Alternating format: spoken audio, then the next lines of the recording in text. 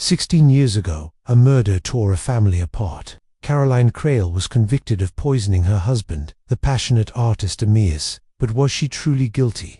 Hercule Poirot, the master of the mind, steps into the shadows of memory to unravel a cold case. 5 witnesses, 5 little pigs each, hold a piece of the truth. Who lied? Who loved? Who killed? As Poirot sifts through their tangled tales, one question burns: can the past hide a killer forever? Dive into Agatha Christie's 5 Little Pigs, where every memory is a clue, and every heart hides a secret. Chapter 1. The shadow of the past. The rain fell in a persistent drizzle, cloaking London in a silver veil that blurred the edges of its ancient streets. It was a Tuesday afternoon in late autumn, and the city seemed to hold its breath, as if waiting for a revelation to pierce the gloom. Inside his impeccably ordered flat at Whitehaven Mansions, Hercule Poirot sat by the fire, his small, fastidious hands folded over a copy of the Times. His eyes, sharp as a hawk's, scanned the headlines with mild disinterest. The world, he mused, was a chaotic tapestry of human folly, and yet, in its chaos, there lay patterns that a mind such as his could unravel. The clock on the mantelpiece chimed 3, its delicate notes echoing through the room. Poirot's valet George entered with the silent grace of a man who knew his employer's every preference. "A visitor, sir," he announced, presenting a card on a silver tray.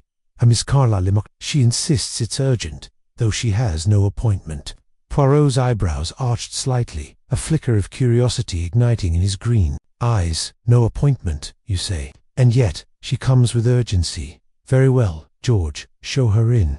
Let us see what storm this young lady brings to disturb the calm of Hercule Poirot." George retreated, and moments later, the door opened to admit a young woman of perhaps 21, her auburn hair damp from the rain, her eyes wide with a mixture of determination and vulnerability. She wore a tailored coat of deep green, its collar turned up against the chill, and her hands clutched a small leather satchel, as if it were a lifeline. Poirot rose, his movements precise, and gestured to a chair opposite his own. "Mademoiselle, please, be seated. You have braved the rain to seek me out, and I am intrigued. What is this matter of such urgency?" Carla Lemarchant hesitated, her gaze darting to the fire before settling on Poirot. "Monsieur Poirot," she began, her voice steady but laced with emotion, "I need your help.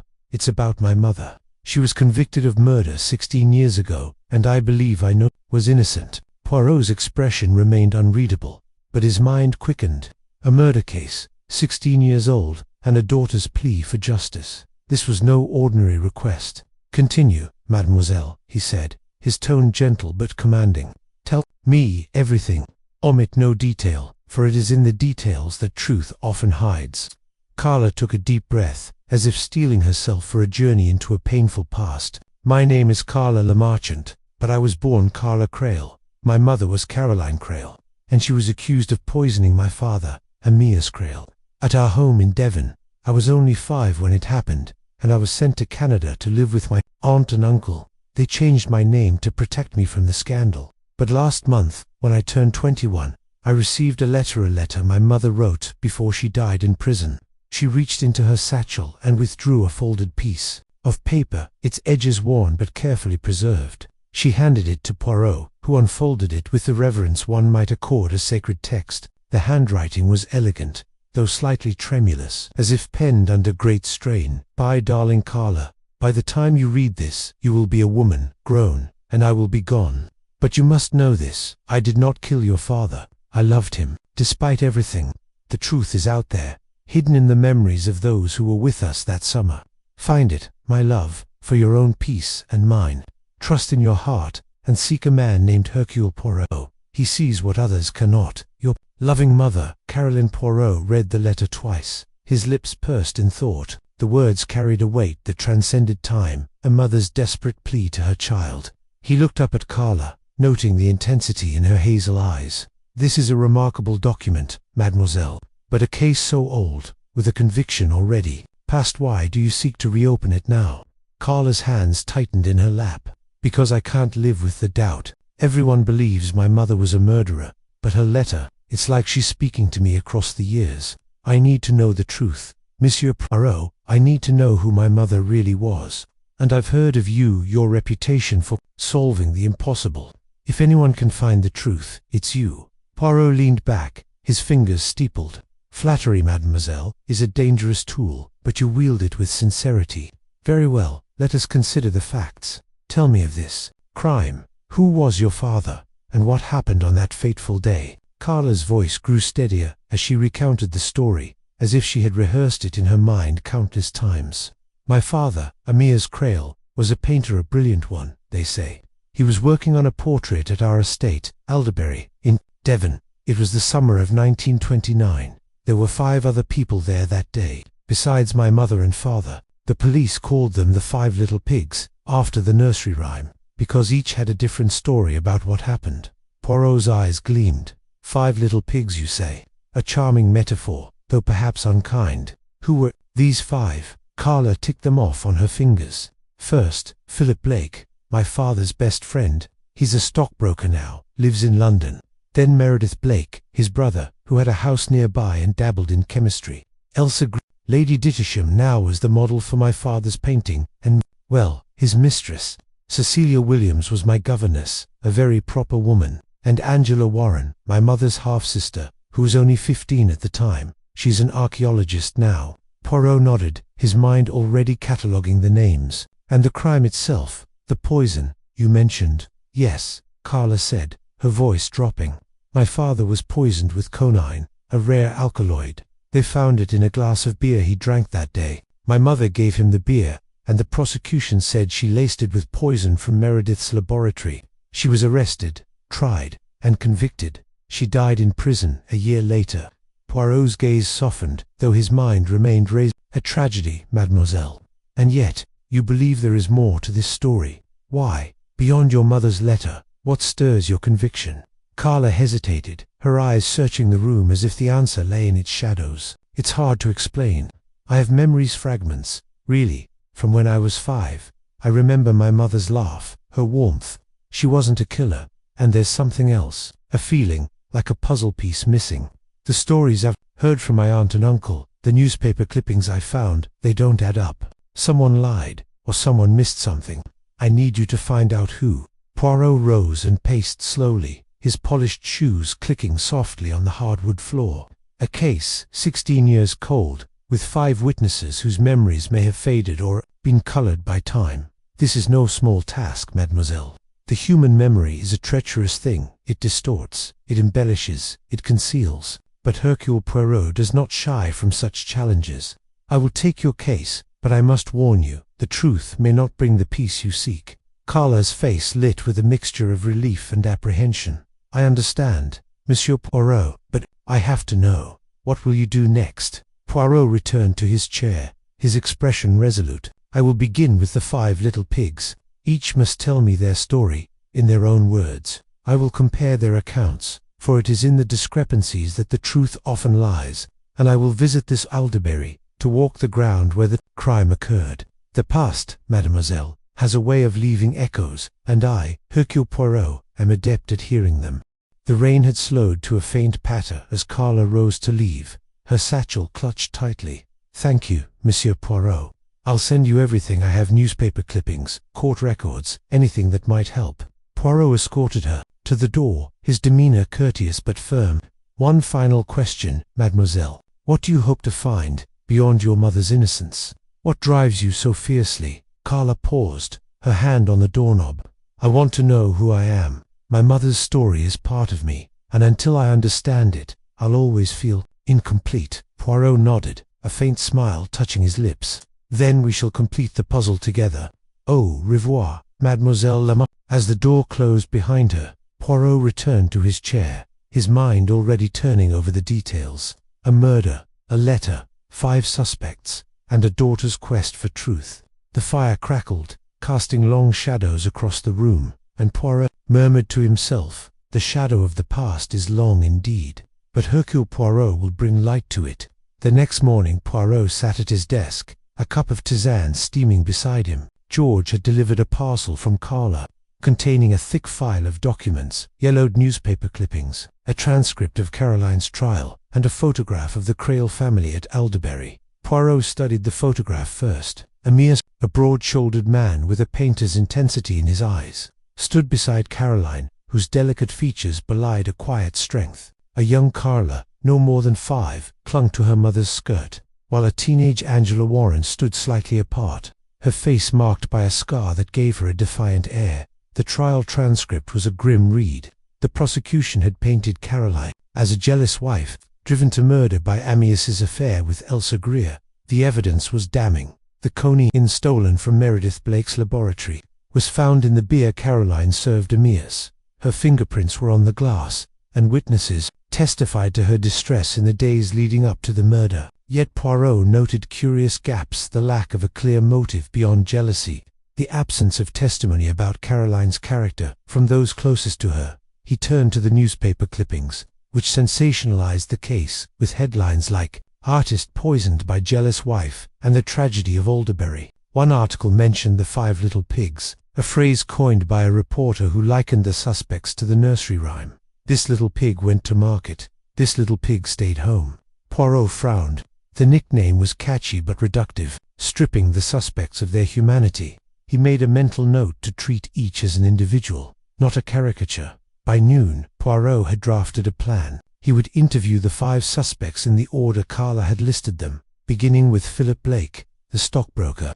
A call to Carla confirmed his address in London, and Poirot arranged a meeting for the following day. But first, he needed context, a sense of the world in which this crime had unfolded. He telephoned an old friend, Superintendent Spence, who had worked on the Crale case years ago. Spence, now retired, was delighted to hear from Poirot.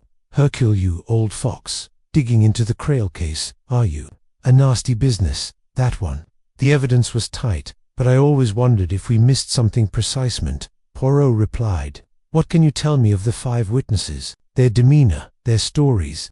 Spence's voice crackled through the line. "Philip Blake was a loudmouth, full of bluster. He was loyal to Amyas, but I got the sense he didn't like Caroline much. Meredith, his brother, was quieter, a bit of a dreamer. He was shaken up about the poison coming from his lab. Elsa Greer, she was a stunner, and she knew it. Cold as ice during the trial, though. Cecilia Williams, the governess, was like a steel rod, bending, moralistic, and Angela Warren, the sister, she was just a kid, but there was a fire in her. She hated Amyas. That much was clear." Poirot jotted notes in his meticulous handwriting. "And Caroline herself, what was your impression?" A pause. "She was resigned. Didn't fight the charges as hard as you'd expect. Almost like she wanted to protect someone. But we had the evidence, and the jury didn't hesitate." Poirot thanked Spence and hung up, his mind buzzing. Caroline's resignation intrigued him. Was it guilt, despair, or something else? He resolved to explore this further. That evening, Poirot dined alone, his thoughts consumed by the case. He imagined Alderbury, the sun-drenched estate where a man's life had ended in a sip of poisoned beer. The 5 suspects, each with their own version of events, were like pieces of a shattered mirror, reflecting fragments of the truth. His task was to reassemble that mirror, to see the whole picture. The following day, Poirot took a taxi to Philip Blake's office in the city. The stockbroker's domain was a whirlwind of activity: telephones ringing, clerks scurrying with papers, the air thick with the scent of ink and ambition. Philip, a robust man in his late 40s, greeted Poirot with a hearty handshake that bordered on aggressive. His office, lined with mahogany and leather, spoke of success, but his eyes held a guarded wariness. "Monsieur Poirot," Philip said, settling into a chair behind his desk, "Carla told me you'd be coming. I don't know what you hope to find after all these years. Caroline killed Amyas, plain and simple." The evidence was ironclad. Poirot tilted his head, his mustache twitching slightly. "The evidence, Monsieur Blake, is like a painting. It appears complete from a distance, but up close, one sees the brushstrokes, the flaws. Tell me, if you please, what you remember of that summer at Alderbury." Philip leaned back, his expression nostalgic but tinged with bitterness. "Amyas was my best friend, brilliant, larger than life. He was painting Elsa Greer, this young beauty who'd turned his head. Caroline was furious, of course. She'd always been possessive, but that summer, she was like a storm waiting to break. I saw her arguing with Amyas the day before he died. She was screaming about Elsa, about how he'd humiliated her." Poirot listened intently, noting the emotion in Philip's voice. And the day of the murder, what did you see? Philip's jaw tightened. It was a hot day, stifling. We were all at the house, me, Meredith, Cecilia, Angela, and Elsa. Amyas was painting in the garden. In this little walled area he called his studio. Caroline brought him a beer around noon. He drank it, and an hour later, he was dead. The police found cognac in the glass, and Caroline's fingerprints were all over it. Poirot's eyes narrowed. You saw her give him the beer? Yes, Philip said, his tone firm. I was sitting nearby, reading. She walked out with the glass, handed it to him, and walked away. No one else touched it. Poirot made a mental note of the certainty in Philip's voice. Too certain, perhaps, and the others. Where were they? Philip shrugged. Meredith was in his lab, fussing with his herbs. Cecilia was with Angela, probably lecturing her on manners. Elsa was posing for Amyas, looking like a goddess. I don't know where Angela was after lunch. She was always wandering off. Poirot nodded, his mind cataloguing the details. One more thing. Monsieur Blake, what was your opinion of Caroline Crale? Philip's face darkened. She was troubled. Beautiful, sure, but too intense. She loved Amyas, but it was a suffocating kind of love. I always thought she'd snap one day. The interview concluded with Philip agreeing to provide a written account of his memories. As Poirot left the office, the rain had returned, heavier now, drumming against his umbrella. He felt the weight of the case settling on his shoulders, but also a spark of excitement. Philip's story was vivid, but it was only one piece of the puzzle. 4 more accounts awaited, each likely to contradict or complicate the others. Back at Whitehaven Mansions, Poirot sat by the fire, reviewing his notes. Philip's bias against Caroline was clear, but was it rooted in truth or resentment? The mention of the beer glass intrigued him, such a simple act, handing a drink to a husband, yet so fatal. And the 5 suspects, the little pigs, each had their own role in this drama. Poirot closed his eyes, envisioning the garden at Alderbury, the sun glinting off the glass, the tension simmering beneath the surface. He murmured to himself, the truth lies not in what they saw, but in what they felt, and Hercule Poirot will uncover it. Philip hesitated, his fingers drumming on the desk. Well, not exactly. I saw her walking toward the garden, glass in hand. Amyas was out there, painting Elsa. I was in the house, talking to Meredith about some nonsense. Next thing I know, Amyas is dead, and Caroline's acting all shocked, like she didn't know what happened. And Elsa? Poirot asked. What was her demeanor that day?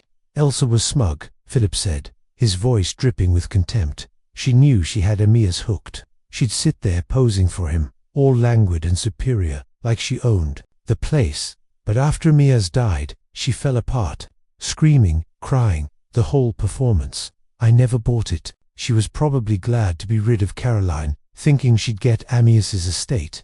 Poirot closed his notebook, his movements deliberate. You have been most helpful, Monsieur Blake, but I wonder if you would indulge me further. Would you commit your account to writing? A detailed recollection of that summer, the days leading to the murder, and the events of that fateful morning. Sometimes, the act of writing brings forth details the mind overlooks. Philip raised an eyebrow, clearly skeptical. You think I've forgotten something? Fine, I'll write it down. But don't expect any revelations. Caroline did it, and that's the end of it. Poirot smiled, rising to his feet. We shall see, monsieur. The truth, it has a way of revealing itself, even after 16 years. I will call upon you again, perhaps, when I have spoken to the others. As Poirot left the office, the clatter of typewriters and the murmur of brokers faded behind him. He stepped into the elevator, his mind already turning over Philip's words. The stockbroker's account was vivid, yes, but laced with bitterness and a curious undercurrent of anger, not just toward Caroline, but toward Amyas himself. Poirot's instincts, honed by years of unraveling human nature, told him that Philip Blake was not merely a witness. There was something personal in his recounting, a wound that time had not healed. Back in his flat, Poirot sat by the fire, rereading his notes. Philip's story was compelling, but it was only one piece of the puzzle. The stockbroker's loyalty to Amyas was evident, yet so was his resentment toward Caroline, toward Elsa, and perhaps toward Amyas for his reckless charm. Poirot circled a single phrase in his notebook: suppressed anger. It was a thread he would follow, for anger, when buried, had a way of festering into something far more dangerous. The next day, Poirot received a parcel from Philippa, neatly typed manuscript detailing his memories of Alderbury. As he read through it, Poirot noted the same biases Philip had shown in person. But there were new details. A mention of a heated exchange between Amyas and Caroline the night before the murder, overheard by Philip through an open window. A description of Elsa's provocative laughter as she posed for Amyas, and a passing reference to Angela's sullen mood, her face marked by a fresh scar from an old accident. Each detail was a brushstroke on the canvas of the past, but the picture remained incomplete. Poirot leaned back, his eyes half closed. Philip Blake had painted a vivid picture, but it was colored by his own emotions. The truth, Poirot knew, lay not in one man's memory but in the interplay of all 5 accounts. He would visit Meredith Blake next, the herbalist whose gentle nature and dangerous laboratory held the key to the poison's origin. As he prepared for the journey to Devon, Poirot felt a familiar thrill of the hunt, the pursuit of a truth that had eluded justice for 16 years. Philip hesitated, his fingers drumming on the desk. Well, not exactly. I saw her walking toward the garden, glass in hand. Amyas was out there, painting Elsa. I was in the house, talking to Meredith about some nonsense. Next thing I know, Amyas is dead, and Caroline's acting all shocked, like she didn't know what happened. And Elsa? Poirot asked. What was her demeanor that day?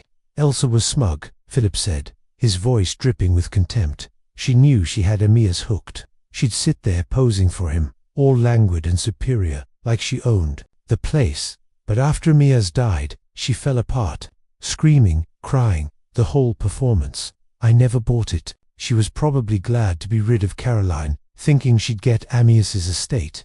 Poirot closed his notebook, his movements deliberate. You have been most helpful, Monsieur Blake, but I wonder if you would indulge me further. Would you commit your account to writing a detailed recollection of that summer, the days leading to the murder, and the events of that fateful morning? Sometimes, the act of writing brings forth details the mind overlooks. Philip raised an eyebrow, clearly skeptical. You think I've forgotten something? Fine, I'll write it down. But don't expect any revelations. Caroline did it, and that's the end of it. Poirot smiled, rising to his feet. We shall see, Monsieur. The truth, it has a way of revealing itself, even after 16 years. I will call upon you again, perhaps, when I have spoken to the others. As Poirot left the office, the clatter of typewriters and the murmur of brokers faded behind him. He stepped into the elevator, his mind already turning over Philip's words. The stockbroker's account was vivid, yes, but laced with bitterness and a curious undercurrent of anger, not just toward Caroline, but toward Amyas himself. Poirot's instincts, honed by years of unraveling human nature, told him that Philip Blake was not merely a witness. There was something personal in his recounting, a wound that time had not healed. Back in his flat, Poirot sat by the fire, rereading his notes. Philip's story was compelling, but it was only one piece of the puzzle. The stockbroker's loyalty to Amyas was evident, yet so was his resentment toward Caroline, toward Elsa, and perhaps toward Amyas for his reckless charm. Poirot circled a single phrase in his notebook: suppressed anger. It was a thread he would follow, for anger, when buried, had a way of festering into something far more dangerous. The next day, Poirot received a parcel from Philippa, neatly typed manuscript detailing his memories of Alderbury. As he read through it, Poirot noted the same biases Philip had shown in person. But there were new details. A mention of a heated exchange between Amyas and Caroline the night before the murder, overheard by Philip through an open window. A description of Elsa's provocative laughter as she posed for Amyas, and a passing reference to Angela's sullen mood, her face marked by a fresh scar from an old accident. Each detail was a brushstroke on the canvas of the past, but the picture remained incomplete. Poirot leaned back, his eyes half closed. Philip Blake had painted a vivid picture, but it was colored by his own emotions. The truth, Poirot knew, lay not in one man's memory but in the interplay of all 5 accounts.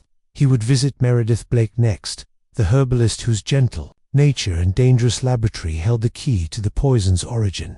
As he prepared for the journey to Devon, Poirot felt a familiar thrill of the hunt, the pursuit of a truth that had eluded justice for 16 years. Chapter 3.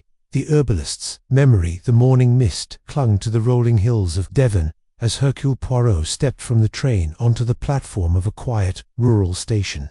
The air was crisp, scented with damp earth and the faint tank of autumn. Lives. His polished shoes clicked against the cobblestones as he made his way toward a waiting car, arranged by his host, Meredith Blake. Poirot's mind, sharp as ever, was already turning over the details of Carla Lamarchen's plea, a sick murder case, a mother convicted, and 5 suspects whose memories held the key to the truth. Today, he would meet the second of these 5 little pigs, Meredith Blake, the amateur chemist whose laboratory had unwittingly supplied the poison that killed Amyas Crale. The car wound through narrow lanes, past hedgerows heavy with berries, until it reached a modest estate nestled in a valley.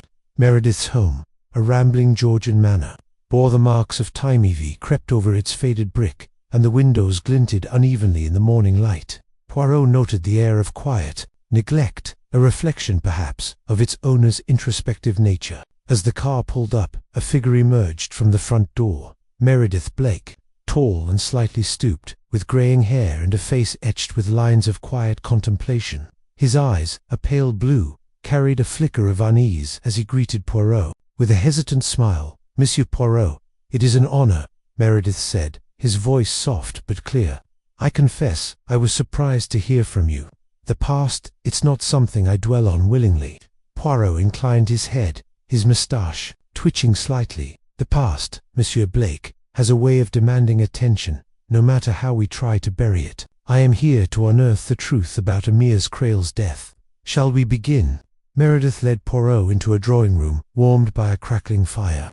The space was cluttered with books, botanical sketches, and glass vials labeled with Latin names. Of Meredith's passion for herbalism, a faint scent of dried lavender lingered, mingling with the musty aroma of old leather. Poirot settled into an armchair, his small, precise movements contrasting with Meredith's nervous fidgeting as he poured tea. "I understand you were close to Amyas Crale," Poirot began, his eyes fixed on Meredith. "A friend, yes, but also a neighbor to Alderbury, where the tragedy occurred.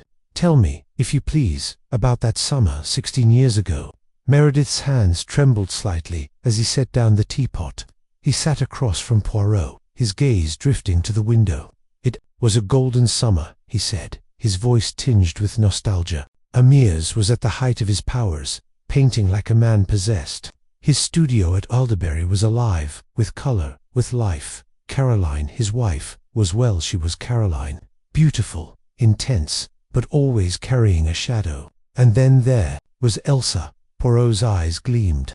"Elsa Greer, the young woman who became Amyas's muse. What was your impression of her?" Meredith hesitated, his fingers tracing the rim of his teacup. "Elsa was magnetic, young, vibrant, with a beauty that seemed to demand attention. Amyas was captivated, and it was no secret. Caroline knew, of course, everyone did. The tension at Alderbury was palpable, like a storm waiting to break." Poirot nodded, encouraging Meredith to continue. "And you, Monsieur Blake, where did you stand in this storm?" Meredith's face clouded. "I was an observer, mostly. My brother, Philip, was Amyas's closest friend, always at the house, laughing, drinking. I preferred my laboratory, my plants. I'd spend hours there, distilling essences, studying their properties. It was my sanctuary." His voice faltered, "until it became something else. The poison," Poirot said softly. "Coney, I believe, derived from hemlock." "Yes." Meredith's eyes widened, and he nodded. "Yes, I kept a small vial in my laboratory. I was experimenting with its medicinal properties. Small doses can have therapeutic effects, you know, but I never imagined." He trailed off, his hands clenching into fists. Poirot leaned forward, his voice gentle but probing. "Tell me, Monsieur Blake, how did this poison come to be used in the murder of Amyas Crale?" Meredith took a deep breath, as if steeling himself. "It was the day before Amyas died. Caroline came to my laboratory. She often did. You know, she was curious about my work, always asking questions. That day, she seemed distracted. She wandered around, touching the bottles, asking about their uses. I showed her the conian, explained its dangers. I thought nothing of it at the time. But later, when Amyas was found dead and the police discovered the poison in his beer, I realized it had been taken from my laboratory." Poirot's fingers tapped lightly on the armrest. "You believe Caroline stole it?" Meredith's face crumpled. "I don't want to believe it, Monsieur Poirot. Caroline was my friend. She was kind, despite her temper. But the evidence, she had the opportunity, the motive. Amyas's affair with Elsa was tearing her apart. I saw her pain, her anger. And yet, he paused, his eyes searching Poirot's face. There's something I've never told anyone. Poirot's gaze sharpened. Speak, Monsieur Blake. The smallest detail may unlock the truth. Meredith rose and crossed to a bookshelf, retrieving a worn leather journal. He opened it to a page marked with a faded ribbon and handed it to Poirot. I wrote this the day after Amyas died. I was in shock, trying to make sense of it all. Read this passage. Poirot adjusted his spectacles and read aloud. August 20th, 1929. The house is silent, save for the weeping. Amyas is gone, and the police have taken Caroline. I cannot believe she did it. Yet the coniine is missing, and she was in my laboratory yesterday. But there is something else. Elsa was there too, earlier that morning. She lingered by the shelves, her fingers brushing the vials. I thought she was merely curious, but now I wonder, did I miss something? My mind is a fog, and guilt gnaws at me. If I had locked the cabinet, would Amyas still be alive? Poirot closed the journal, his expression unreadable. Elsa Greer was in your laboratory as well. Meredith nodded, his voice barely a whisper. Yes, she came to borrow a book on botany, she said. She was charming, as always, but there was a sharpness to her, a calculation. I didn't think much of it then, but now, I wonder if I was blind. Poirot set the journal on the table, his mind racing. Let us reconstruct the day of the murder. Monsieur Blake, take me through it, step by step. Meredith leaned back, his eyes distant. It was a warm day, the kind that makes you feel the world is holding its breath. Amyas was painting in his studio, a small pavilion in the garden. Elsa was with him, posing for the portrait. Caroline was in the house, preparing lunch. Philip was there, lounging on the terrace, and Cecilia, Angela's governess, was tutoring her in the library. I was in my laboratory, as usual, until Caroline called me for lunch, and the buyer Poirot prompted. The drink that carried the poison. Meredith's brow furrowed. Caroline brought it to Amyas. I saw her carrying the glass from the kitchen, through the garden, to the studio. It was cold, condensation dripping down the sides. Amyas drank it quickly, as he always did. An hour later, he was dead. Poirot's fingers steepled beneath his chin.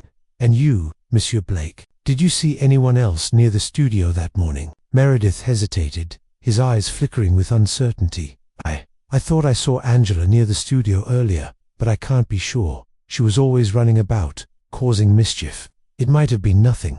Poirot's expression remained impassive, but his mind catalogued the detail.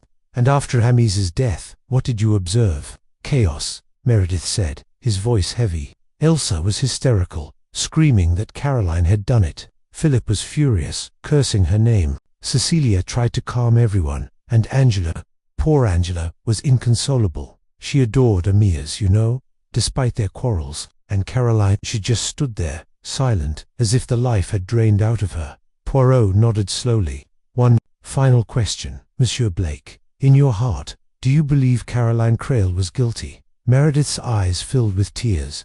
I don't know, he whispered. I want to believe she was innocent, for Carla's sake. But the facts, they point to her. And yet, there's a part of me that wonders if we all missed something, some truth hidden in plain sight. Poirot rose, his movements deliberate.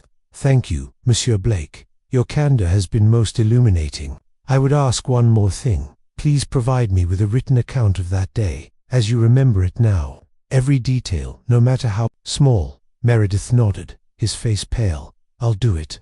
I owe it to Amyas, to Caroline, to the truth. As Poirot left the manor, the mist had lifted, revealing a sky streaked with clouds. He walked slowly to the car, his mind a whirl of contradictions. Meredith's account had introduced the critical detail of the coniine, a tangible clue that anchored the mystery in physical evidence. But it had also opened new questions.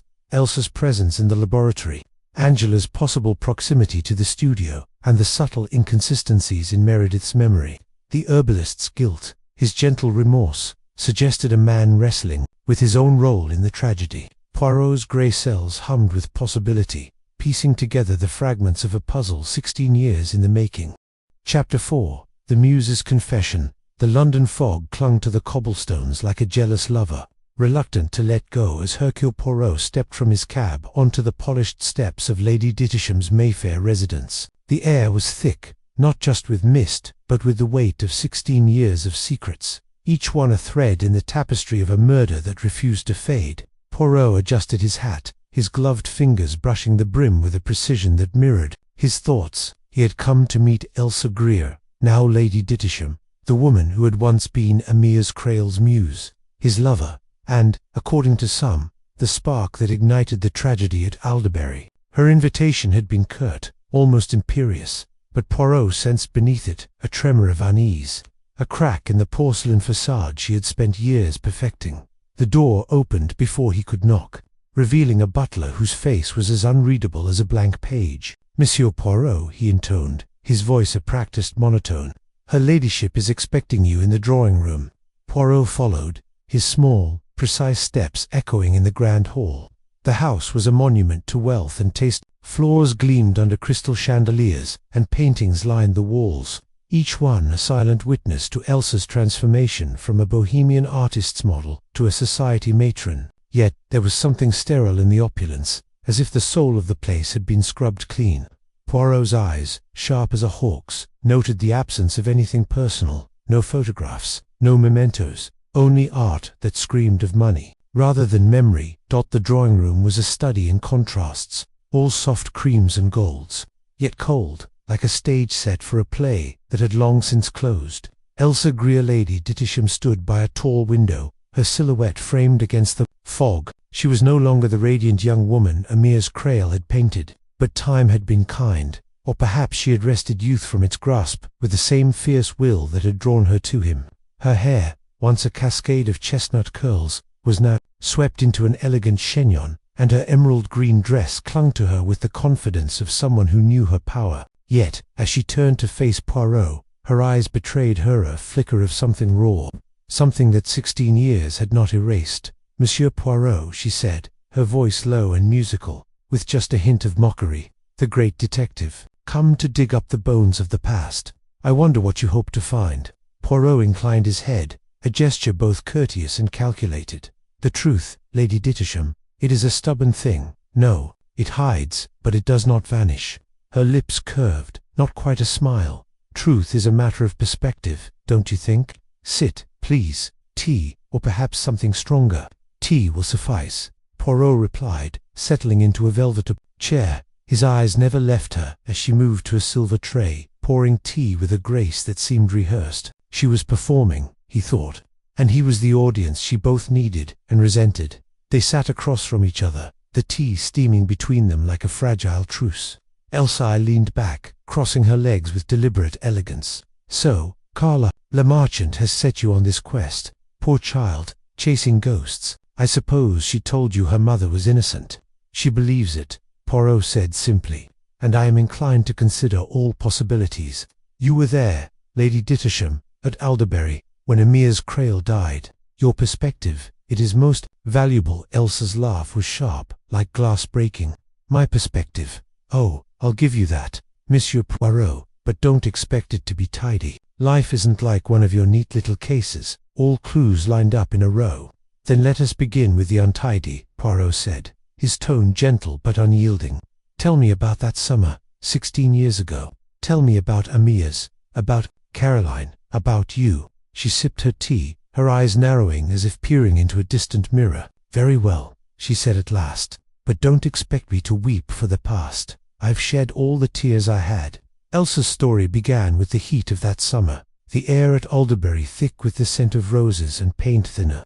She had been 20, wild and fearless, drawn to Amyas Crale like a moth to a flame.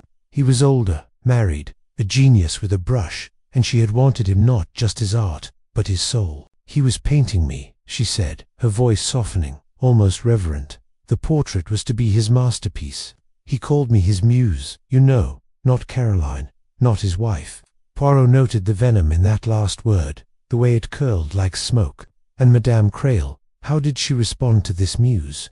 Elsa's lips twitched. "Caroline, she was a storm in a teacup, all suppressed rage and wounded pride. She hated me, of course. She saw the way Amyas looked at me, the way he painted me. It wasn't just an affair, it was a declaration. He was going to leave her, you know. For me. Poirot tilted his head, his mustache twitching slightly. He told you this. He didn't need to, Elsa said, her voice rising with conviction. It was in his eyes, in his hands, in every stroke of his brush. Caroline knew it too. That's why she killed him. The words hung in the air, heavy and deliberate. Poirot let them settle, his fingers steepled before him. You were certain of her guilt, then. Elsa leaned forward, her eyes blazing. I saw her, Monsieur Poirot. That morning, she brought him a bottle of beer cold, straight from the icebox. He drank it, and within hours, he was dead. Conian, wasn't it? From Meredith's little laboratory. Caroline had access to it. She was there, fussing over him like a devoted wife. But I saw the hate in her eyes. She poisoned him because she couldn't bear to lose him. Poirot's expression remained impassive, but his mind was racing. The beer, the poison, the timing, it was all too neat, too rehearsed. And yet, he said softly, you stayed at Alderbury after this tragedy. Why? Elsa faltered, just for a moment, her fingers tightening around her teacup. I loved him. I couldn't leave, not right away. I needed to be where he was, to feel him still. Her voice cracked, and she looked away, toward the fog's window. You wouldn't understand. Perhaps not, Poirot said, his tone gentle. But I wish to understand. Tell me more of that day. What did you see? What did you hear? Elsa's narrative unfolded like a painting, vivid and layered. She described the morning of the murder, the sun blazing over Alderbury's gardens, the easel set up in the studio where Amyas worked feverishly on her portrait. Caroline had been in and out, her presence a shadow over their stolen moments. Elsa recalled a moment when Caroline had stood in the doorway, watching them, her face a mask of calm that hid a storm. She was always watching, Elsa said bitterly, always judging. And the others, Poirot prompted. Philip Blake, Meredith, Cecilia Williams, Angela. Elsa shrugged, a dismissive gesture. Philip was Amyas's shadow, always, drinking and laughing, pretending he didn't care. Meredith was a bore, fussing over his herbs and potions. Cecilia was a prig, all duty and no heart. And Angela, she paused, her eyes narrowing. Angela was a spoiled brat, always trailing after Caroline, always causing trouble. Poirot leaned forward, sensing a shift. Trouble? What kind of trouble? Elsa hesitated, then waved a hand. Oh, you know how teenagers are. She was jealous of Amyas, of me, of anyone who took Caroline's attention. She threw tantrums, broke things.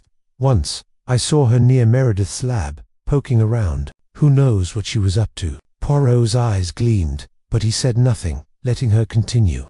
Elsa painted a picture of a house on edge, where love and hate intertwined like ivy. She spoke of Amyas's laughter, his passion for his work, his promises to her. But as she spoke, Poirot noticed the cracks. Her voice trembled when she mentioned Caroline's name, and her hands fidgeted when she described the beer. There was something rehearsed in her certainty, something too polished. And after Amyas died, Poirot said, "What then? You testified at the trial, did you not?" Elsa's face hardened. "I told the truth. Caroline poisoned him. The jury believed me. They saw her for what she was, a jealous, desperate woman who couldn't let go. Yet Carla believes otherwise," Poirot said softly, "and I am inclined to wonder. What is it you are not saying, Lady Dittich?" Her eyes flashed, and for a moment Poirot thought she might stand and dismiss him. But she leaned back, her composure returning like a curtain falling. "You're clever, Monsieur Poirot, but you're fishing in an empty pond. I've told you everything. Caroline killed Amyas. That's the end of it." Poirot smiled, a small, enigmatic smile. "Perhaps, but I would like, if you please, a written account of that day. Every detail, every moment, as you remember it. Will you do this for me?" Elsa studied him, her gaze calculating. "You think you'll find something new, don't you? Very well, I'll write it, but don't expect miracles." She rose, signaling the end of the interview, and Poirot stood, bowing slightly. As he followed the butler back through the grand hall, he felt the weight of her words, her silences. Elsa Greer was a woman who had learned to guard her heart, but in her eyes he had seen a flicker of doubt, a shadow of something unspoken. The Muse's confession was compelling, but it was not the whole truth. Back in his modest flat, Poirot sat at his desk, the fog pressing against the windows like an eager eavesdropper. He opened his notebook, his pen moving with the precision of a surgeon. Elsa's story was vivid, but it was a performance, a canvas painted with careful strokes to obscure something deeper. Her hatred for Caroline was palpable, but was it born of truth or guilt? Her mention of Angela near the laboratory was a detail that nagged at him, a thread he would pull later, and the beer cold, innocuous, yet deadly. It was a puzzle piece that did not yet fit. He leaned back, his eyes half closed, letting the little grey cells work. Elsa had loved Amyas, that much was clear, but love could be a motive as powerful as hate. Had she been the muse, the inspiration, or something more, a catalyst for tragedy? Her confidence was a shield, but shields could crack. The next day, a package arrived, delivered by a courier with Elsa's crest. Inside was her written account, pages of elegant handwriting that echoed her voice, assured, bitter, yet tinged with something Poirot could not yet name. He read it carefully, noting the emphasis on Caroline's jealousy, the careful omission of her own emotions after Amyas's death. It was a story told by a woman who wanted to be believed, but Poirot was not so easily swayed. He set the pages down, his mind already turning to the next interview. Cecilia Williams, the governess, awaited him, and her perspective would be precise, perhaps the key to unlocking the contradictions in Elsa's tale. The fog outside thickened, but Poirot's thoughts were clear. The truth was there, hidden in the interplay of memory and motive, and he would find it. Chapter 5. The Governess's Clarity. The morning sun filtered through the heavy drapes of Hercule Poirot's London flat, casting long dappled shadows across the polished mahogany table where he sat, his fingers steepled in thought. The air carried the faint scent of polished wood and the lingering aroma of his morning tisane, a blend of chamomile and mint that he sipped slowly, savouring its warmth. The case of Amyas Crale's murder, 16 years cold, had begun to take shape in his mind, like a mosaic forming from scattered tiles. Each interview thus far, Philip Blake's brash confidence, Meredith Blake's hesitant guilt, Elsa Greer's icy venom, had added a piece to the puzzle, but none had yet revealed the full picture. Today, he would meet Cecilia Williams, the governess, whose reputation for precision and unflinching observation preceded her. Poirot adjusted his tie, its silk catching the light, and prepared for a journey into a mind he suspected would be as sharp as a blade. The train to Devon rattled along, its rhythm a counterpoint to Poirot's thoughts. He had arranged to meet Miss Williams at her modest cottage in a village not far from Alderbury, the Crale estate where the tragedy had unfolded. The landscape outside the window shifted from London's grey sprawl to rolling green hills, dotted with sheep and stone walls. Poirot's mind, however, was far from the pastoral scene. He reviewed the notes he had taken after Elsa's interview, her words dripping with disdain for Caroline Crale, whom she painted as a jealous, desperate woman. Yet Poirot had sensed a rehearsed quality in Elsa's tale, a performance too polished to be entirely truthful. Now, he hoped Cecilia Williams would provide a counterpoint of perspective, unclouded by passion or prejudice. The cottage came into view as Poirot's taxi wound through narrow lanes lined with hawthorn hedges. It was a small ivy-clad structure, its garden meticulously tended, with rows of lavender and rosemary flanking a stone path. The door opened before Poirot could knock, revealing Cecilia Williams herself. She was a woman of late middle age, her grey hair pulled into a severe bun, her posture ramrod straight, her eyes a piercing blue behind wire-rimmed spectacles, assessed Poirot with a clarity that made him feel momentarily exposed. She wore a simple navy dress, its crisp lines betraying no hint of ostentation, and her handshake was firm, almost challenging. "Monsieur Poirot," she said, her voice low and precise. "I expected you would come. Please, enter." The interior of the cottage was as orderly as its owner. Bookshelves lined the walls, filled with volumes on history, philosophy, and botany, their spines worn but neatly aligned. A single armchair sat by a small fireplace, a half-finished embroidery project resting on a side table. Cecilia gestured to a wooden chair opposite her own, and Poirot sat, noting the absence of any frivolous decor. This was a woman who valued substance over sentiment, and he adjusted his approach accordingly. "I understand, Miss Williams," Poirot began, his tone measured, "that you were governess to Angela Warren at the time of Amyas Crale's death. Your role placed you at the heart of the Crale household. I seek your recollection of those events, as precise as you can make it." Cecilia's lips pressed into a thin line, not out of reluctance, but as if weighing the gravity of his request. "Precision," she said, "is a discipline I have always valued. I will tell you what I remember. Monsieur Poirot, though I warn you, memory is a fragile thing, even for those who pride themselves on clarity." She rose and crossed to a small desk, retrieving a leather-bound notebook.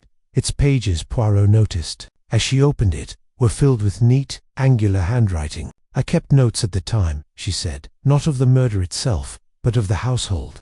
I found it useful to record observations about Angela's progress and the dynamics around her. I have reviewed them since your letter arrived." Poirot leaned forward, his eyes gleaming with interest. "This is most fortunate, mademoiselle. Such records are rare in cases so old. Please, begin where you think most relevant." Cecilia settled into her chair, the notebook open on her lap. "The summer of 1925 was a turbulent one at Alderbury," she began. "I had been Angela's governess for 3 years by then. She was 15, a bright but willful girl, with a mind as sharp as her temper. Caroline Crale, her half-sister, was devoted to her, perhaps excessively so. Amyas, on the other hand, treated Angela with a kind of careless affection, as one might a spirited puppy. He was consumed by his work and, as it became clear, by Elsa Greer." Poirot nodded, encouraging her to continue. Cecilia's voice remained steady, but her fingers tightened slightly on the notebook's edges. "Elsa arrived in June, ostensibly as Amyas's model for a new painting. She was young, beautiful, and utterly unapologetic in her pursuit of him. Caroline was aware of their affair, though she tried to conceal her pain. I saw it in the way her hands trembled when she poured tea, or how her laughter grew brittle when Elsa was near, but Caroline was not the sort to make scenes. She bore her suffering in silence, at least in public." "Did you observe any specific incidents," Poirot interjected, "that might suggest Caroline's state of mind? Or, perhaps, any actions that could be interpreted as threatening?" Cecilia's eyes narrowed, as if passing the intent behind his question. "You're seeking evidence of Caroline's guilt or innocence, aren't you? Very well, I'll give you an incident. It was the day before Amarice's death, in the garden at Alderbury. I was tutoring Angela on Latin verbs when I overheard a conversation between Caroline and Amyas. They were in the conservatory, not far from where we sat. The windows were open, and their voices carried." She paused, consulting her notebook. "Amyas was speaking loudly, as he often did when excited about his work. He said something like, 'Elsa's the key to this painting. Caro, she's got a fire in her I can't ignore.' Caroline's response was quiet, but I caught the words. 'And what am I, Amyas? Just the frame you hang her in.' There was such pain in her voice, Monsieur Poirot, but also a kind of resolve. I thought then that she was steeling herself for something, though I couldn't say what." Poirot's mustache twitched slightly, a sign of his keen interest. "And how did Amyas respond?" "He laughed," Cecilia said, her tone tinged with disapproval. "Not cruelly, but carelessly. He said, 'Don't be dramatic, Caro. You know I need you.' It was dismissive. And I saw Caroline's shadow move away from the window." "She didn't reply." Poirot made a mental note of the exchange, sensing in it the seeds of motive. "And Angela?" he asked. "How did she react to the tension between her sister and Amyas?" Cecilia's expression softened, though only slightly. Angela was a storm of a girl, brilliant, but prone to rebellion. She adored Caroline, who had raised her after their parents' death. But she resented Amyas, not just for his affair, but for the way he dominated Caroline's attention. Angela was at that age where loyalty and betrayal feel absolute. I recall one evening, perhaps a week before the murder, when she threw a book at Amyas during dinner. It was The Moon and Sixpence by Somerset Maugham, a novel about an artist who abandons his family for his art. The symbolism wasn't lost on me. Though Amyas only laughed and called her a little savage, Poirot's eyes gleamed. "This book, it is significant, perhaps." "Perhaps," Cecilia replied. "Angela was reading it obsessively that summer. She said it reminded her of Amyas, though she wouldn't elaborate. I suspected she saw him as the novel's Charles Strickland, a man who sacrificed everything for his passion. It fueled her anger toward him." Poirot leaned back, his mind racing. The literary reference was a thread he would need to pull later, but for now, he focused on Cecilia's observations. "And on the day of the murder," he pressed, "what did you see?" Cecilia closed her notebook, as if the memory required no written prompt. "It was a warm day, the kind that makes tempers fray. Amyas was painting in the garden, near the battery wall, with Elsa posing for him. Caroline was in and out of the house, bringing him drinks, a glass of beer, I believe. Angela was restless, pacing the lawn, muttering about a prank she wanted to play on Amyas. She'd been teasing him all week, stealing his brushes or hiding his palette. I told her to focus on her studies, but she was defiant. Meredith Blake was there too, hovering near his laboratory, and Philip was lounging on the terrace, watching everything with that smug air of his. Poirot noted the detail about the beer, recalling Meredith's mention of the coniine poison. "This glass of beer," he said. "Did you see Caroline prepare it?" Cecilia shook her head. "No, but I saw her carry it to Amyas. It was cold, condensation dripping from the glass. He drank it quickly, as if parched. Later, when he collapsed, I thought it was heatstroke at first, but then Meredith found the coniine vial empty in his lab, and, well, you know the rest." Poirot's mind churned. The buyer was a critical detail, but Cecilia's account suggested no direct evidence of Caroline's tampering. "And Angela?" he asked. "Where was she when Amyas collapsed?" "She was with me, in the library," Cecilia said firmly. "We were reviewing her mathematics. She didn't see Amyas fall, but when we heard the commotion, she ran out with me. I'll never forget her face fell, almost guilty, as if she blamed herself for something." "Guilty?" Poirot's voice was sharp. "Why do you say this?" Cecilia hesitated, her fingers brushing the notebook's cover. It was a feeling, not a fact. Angela had been so angry with Amyas, and she was at an age where emotions run wild. I wondered if she'd done something reckless, perhaps tampered with his paints, or played a prank that went wrong. But I had no proof, and I never spoke of it to the police. Poirot's mind seized on this. Angela as a suspect was a new angle, one the previous accounts had not emphasized. "And Caroline," he said. "How did she behave after Amyas's death?" "She was devastated," Cecilia said, her voice softening, "but also resolute. She insisted on protecting Angela, even when the police questioned her. I remember her saying, 'Angela's just a child. She doesn't understand.' It struck me as odd, because Angela was no fool. Caroline's protectiveness seemed to hide something, though I couldn't say what." The conversation paused, the only sound the ticking of a small clock on the mantel. Poirot sensed Cecilia was holding back, not out of deceit, but from a habit of discretion. "Miss Williams," he said gently, "you are a woman of observation. Is there anything else, any detail, however small, that you believe relevant?" Cecilia's eyes met his, and for a moment he saw a flicker of uncertainty. "There is one thing," she said slowly. "It's trivial perhaps, but it struck me at the time. The morning of the murder, I saw Caroline in the kitchen, washing a glass. It was the same kind Amyas used for his beer. She was scrubbing it with such intensity, as if trying to erase something. I thought nothing of it then, but later, when the poison was discovered, I wondered." Poirot's heart quickened, but he kept his expression neutral. "And you did not mention this to the authorities?" "No," Cecilia admitted. "It seemed too vague, too suggestive. I didn't want to condemn Caroline without certainty. Besides, the police were already convinced of her guilt." Poirot nodded, his mind cataloguing the detail. The washed glass was a tantalizing clue, one that could point to guilt or innocence, depending on its context. "You have been most helpful, Miss Williams," he said. "Might I ask for your written account of these events, as you have promised the others?" Cecilia rose and handed him the notebook. "I've prepared it already," she said. "It's not as florid as some might write, but it's accurate. I've included everything I told you, and a few additional details from my notes." Poirot took the notebook, its weight reassuring in his hands. "Your precision is a gift, mademoiselle. I thank you." As he left the cottage, the sun was dipping below the horizon, casting a golden glow over the village. Poirot's mind buzzed with Cecilia's account. Her clarity had indeed illuminated the case, but it had also introduced new shadows. Angela's resentment, the washed glass, the literary allusion to the moon and sixpence each was a thread in the tapestry of the murder. He climbed into the waiting taxi, the notebook tucked safely in his coat, and felt the weight of the past. Pressing closer, Cecilia's perspective had given him a clearer view of the Crale household's dynamics, but it had also raised questions about Angela's role and Caroline's actions. The truth, he sensed, was beginning to emerge, like a figure stepping out of the fog, as the taxi rattled back toward the station.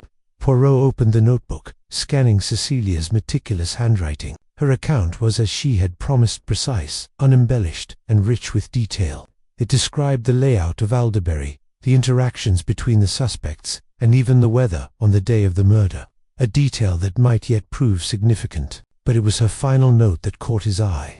Written in a slightly hurried script, Angela's anger was not just at Amyas but at herself. I fear she carried a burden she never shared. Poirot closed the notebook, his mind alight with possibilities. Cecilia Williams had given him more than facts. She had given him a glimpse into the heart of the tragedy. The next step would be to confront Angela herself, to unravel the secret she had kept for 16 years. As the train carried him back to London, Poirot felt a quiet satisfaction. The governess's clarity had brought him closer to the truth, but the path ahead was still fraught with shadows.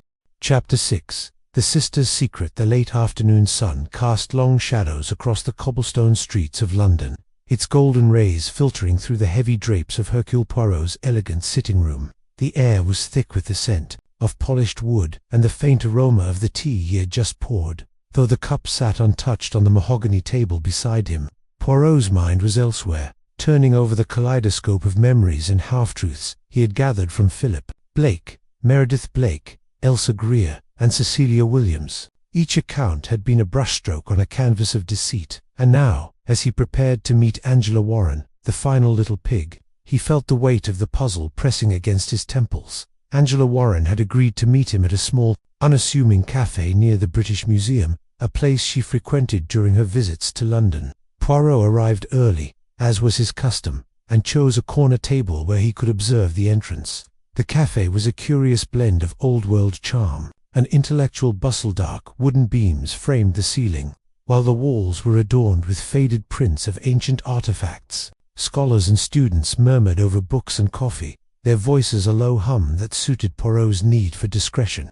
He adjusted his tie, smoothed his mustache, and waited, his sharp eyes scanning the room for the woman whose past held the key to unlocking the tragedy at Alderbury. Angela entered precisely at 4 o'clock, her presence commanding attention despite her understated attire. She was in her early 30s, her auburn hair pulled back in a loose bun, her face marked by a scar that ran from her left temple to her jaw, remnant of a childhood accident, Poirot knew from Carla's account. The scar did not detract from her striking features. If anything, it lent her an air of resilience, a quiet defiance that intrigued him. She wore a tailored coat of deep green, and her movements were purposeful, as if she had long since learned to navigate the world's scrutiny. With grace, "Monsieur," she said, her voice low and steady as she extended a hand.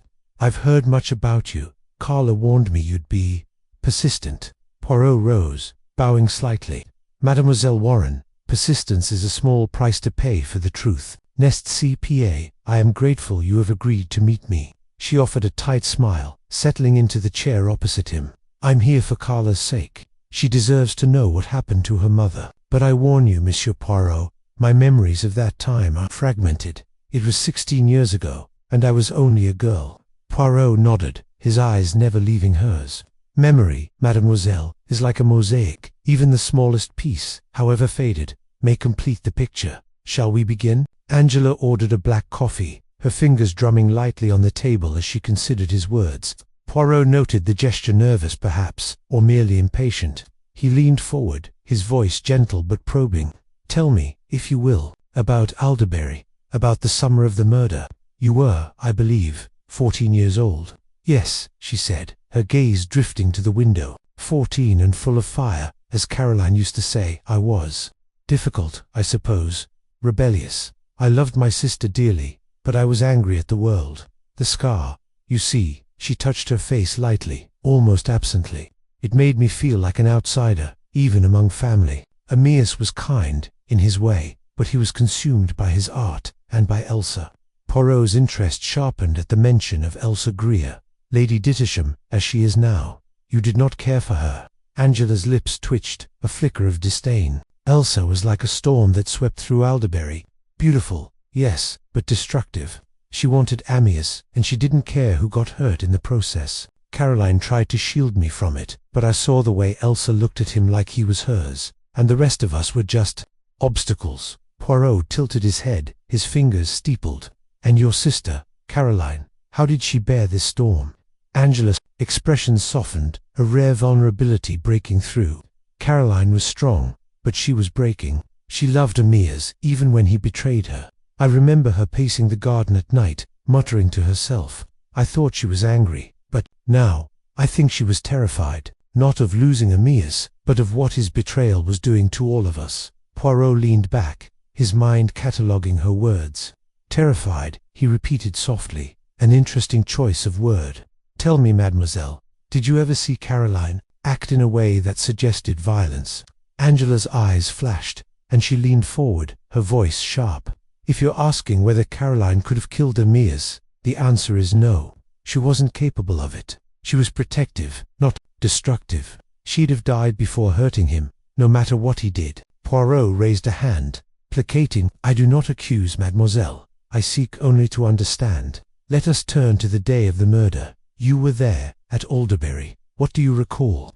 Angela took a sip of her coffee, her movements deliberate, as if buying time. It was a hot day, she began, the kind that makes you feel trapped, like the air itself is pressing down on you. Amyas was painting in the garden studio, with Elsa posing for him. Caroline was in and out of the house, running errands, checking on me. I was reading in the library, but I kept sneaking out to watch them. I was curious, I suppose, and angry. Angry, Poirot prompted, his tone encouraging. At Amyas, she admitted he was so blatant about Elsa. He didn't care that Caroline was watching, that I was watching. I confronted him that morning, you know, in the garden, before lunch. I told him he was ruining everything. Poirot's eyebrows rose slightly. A confrontation. This is most interesting. What did he say? Angela's fingers tightened around her cup. He laughed, not cruelly, but dismissively. He said, Angela, you're too young to understand. Art comes first. Love comes first. You'll see one day. I wanted to scream at him, but I didn't. I just walked away. Poirot's mind word. This was new, a direct clash between Angela and Amyas, unreported by the others. And after this confrontation, what did you do? I went to the beach, she said. There's a cove near Alderbury, hidden by cliffs. I used to go there to think. I stayed until late afternoon, when I heard shouting from the house. It was Philip, I think, yelling about the police. That's when I knew something was wrong.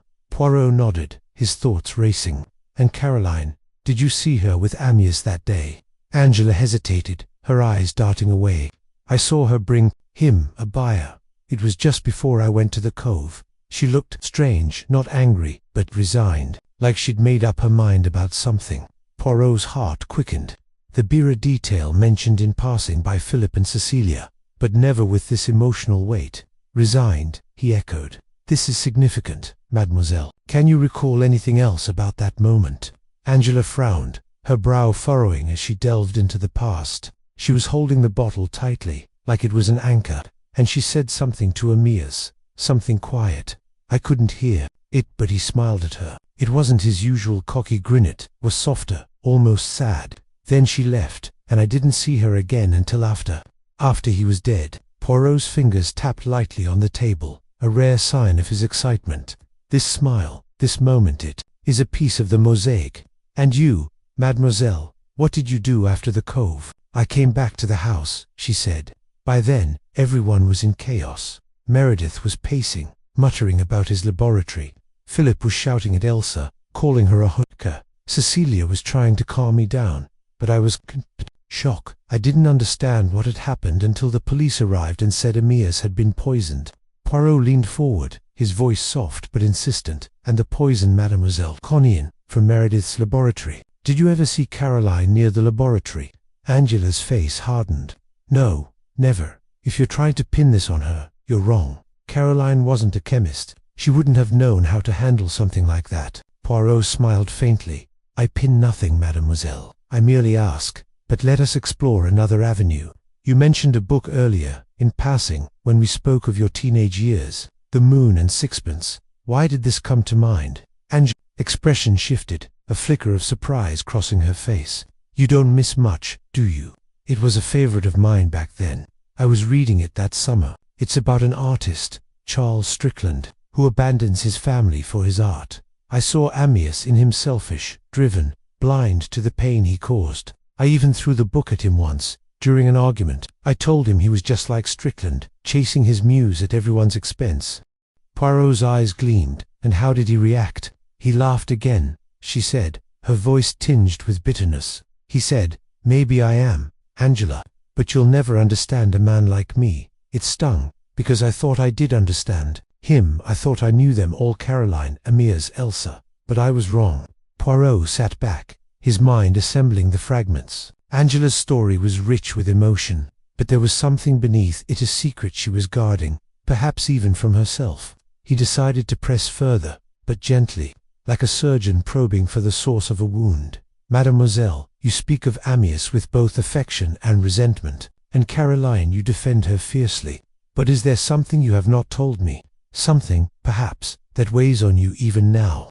Angela's eyes met his, and for a moment, he thought she might shut down. But then she sighed, a sound heavy with years of unspoken pain. "You're good, Monsieur Poirot. Too good. Yes, there's something, but it's not what you think. It's not about the murder, at least. I don't think it is." "Tell me," Poirot urged, his voice a velvet command. She took a deep breath, her fingers tracing the scar on her face. "The day before the murder, I overheard Caroline and Amyas arguing in the studio. It wasn't about Elsa. For once, it was about me.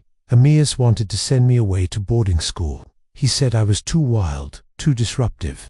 Caroline fought for me, said I needed her, that I was still healing from the accident. I was eavesdropping, and I heard her say, 'If you take Angela away, I'll never forgive you.' It was fierce, like she was staking her life on it." Poirot's breath caught. This was a new thread, one that wove Caroline's protectiveness into the fabric of the case. And what happened next? Amyas backed down. Angela said, "He always did when Caroline got like that, but I was furious with him. I felt like he was trying to get rid of me, like I was just a nuisance. That's why I confronted him the next day. I wanted him to know I wasn't invisible." Poirot nodded slowly, his mind racing. "And this argument, this threat from Caroline, did you tell anyone about it?" "No," she said firmly. "Not then, not ever. It didn't seem relevant. It wasn't about Elsa or the poison or anything like that. It was just family." Smile was enigmatic. "Family, mademoiselle, is often the heart of everything. One last question, if I may. After Amyas's death, when Caroline was arrested, did you ever speak to her about that day?" Angela's eyes filled with tears, but she blinked them away. "I tried. I visited her in prison, before the trial. She was so calm, like she'd accepted her fate. I asked her if she'd done it, and she just smiled and said, 'Angela, you know me better than that.' That's all she'd say. She told me to live my life, to be strong. And then, she was gone." Poirot reached across the table, his hand hovering near hers but not touching. "Merci, mademoiselle. You have given me much to consider. I would ask one final favor, a written account of your memories, as the others have provided. Will you do this?" Angela nodded, her expression resolute. "For Carla, I will. But don't expect me to paint a pretty picture, Monsieur Poirot. That summer was a wound, and it's never fully healed." They parted ways, Angela disappearing into the bustling streets as Poirot lingered in the café, his tea now cold. He opened his notebook, jotting down key phrases: confrontation with Amyas, Caroline's resignation, the moon and sixpence, the argument about boarding school. Each was a piece of the mosaic, but the picture remained elusive. Angela's account had been raw, emotional, yet there was a shadow behind her words, a secret she might not even recognize herself. As he walked back to his flat, the London dusk settling round him, Poirot felt a spark of clarity. Angela's reference to the moon and sixpence was more than a literary flourish. It was a clue to Amyas's character, and perhaps to the killer's motive. And Caroline's protectiveness, her fierce defense of her sister, could it have driven her to an act of desperation? Or was Angela herself hiding a deeper truth, one buried in the anger of a wounded teenager? He paused on the steps of his building, his mind alight with possibilities. The truth was close. He could feel it, like a melody just beyond hearing. Tomorrow, he would compare Angela's written account with the others, searching for the discordant note that would reveal the killer. For now, he allowed himself a small smile. The game, as he often called it, was well and truly afoot. Chapter 7. The Puzzle of Perspectives. Hercule Poirot sat at his desk in the quiet of his London flat, the soft glow of a single lamp casting long shadows across the room. The 5 written accounts from the suspects in the Amyas Crale murder case lay before him, each a carefully penned window into a past that refused to stay buried. The pages, though written in different hands, seemed to hum with a collective tension, as if the ink itself held the weight of 16 years of guilt, denial, and half-truths. Outside, the city murmured faintly car horns, the shuffle of late-night pedestrians, the distant clatter of a trambutt within these walls.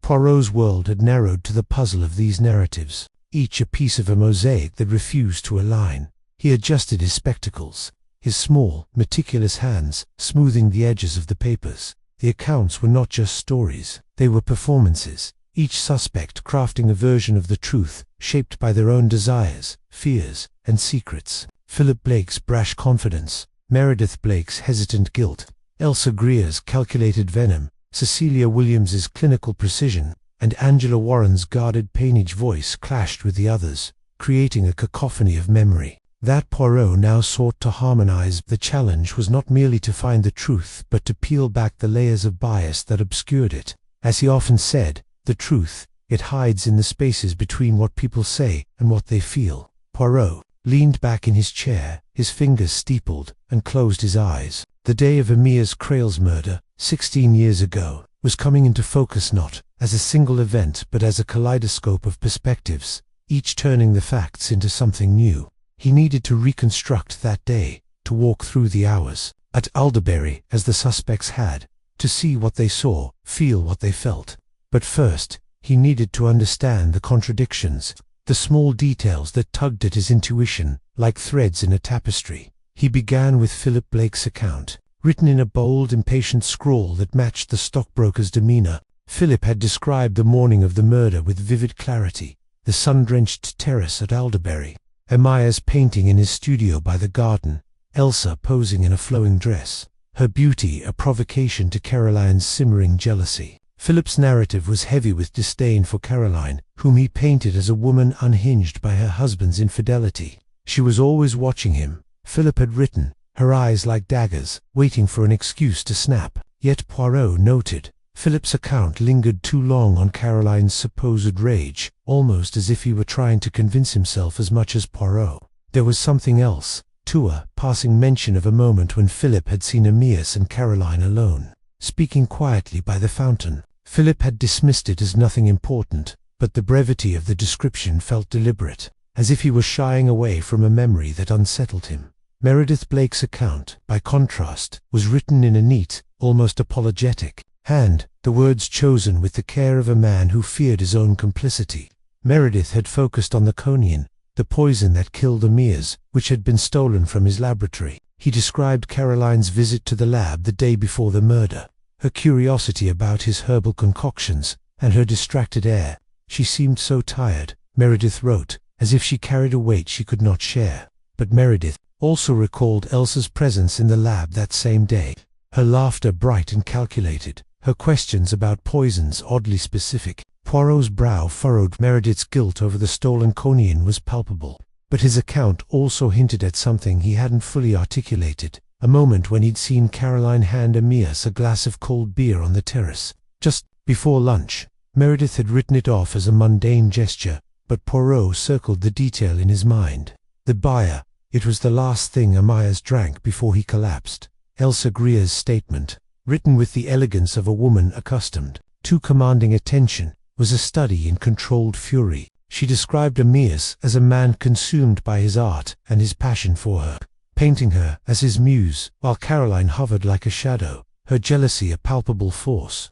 Caroline hated me, Elsa had written, because Amyas loved me, and she knew he would leave her. Yet Poirot detected a rehearsed quality in her words, as if she had polished this narrative over years. One detail stood out. Elsa claimed to have been posing for Amyas all morning, never leaving the studio until after he drank the beer. But Philip had mentioned seeing Elsa in the garden, speaking to Angela, during that same window of time. A small discrepancy, but Poirot knew that such cracks could fracture an entire story. Cecilia Williams's account was a marvel of precision, her handwriting as sharp as her memory. The governess had described the dynamics at Alderbury with clinical detachment. Caroline's strained attempts to maintain decorum, Amyas's reckless flirtation with Elsa, Angela's sullen rebellion. and the Blake brothers' contrasting loyalties. Cecilia had noted the argument between Caroline and Amyas the night before the murder, overheard through an open window. Caroline said, "You'll destroy us all," Cecilia wrote, and Amyas laughed, saying, "Art is worth it." But Cecilia also mentioned a moment that others had overlooked. Angela, lurking near the studio just before Amyas collapsed, her expression unreadable. Cecilia's account was the most reliable, yet it lacked warmth, as if she had deliberately distanced herself from the emotions of that day. Finally, Angela Warren's statement was a tapestry of pain and restraint, her words heavy with the weight of her scarred past. She described her teenage self as angry and protective of Caroline, resenting Amyas for his betrayal. She recalled a confrontation with him in the garden, where she'd accused him of ruining her sister's life. "He looked at me as if I were a child throwing a tantrum," Angela wrote, but there was something in his eyes, guilt, perhaps. Her account also mentioned the beer, describing how Caroline had brought it from the house, her hands trembling slightly. But Angela's narrative ended abruptly, as if she had stopped short of revealing something crucial. Poirot tapped his pen against the page.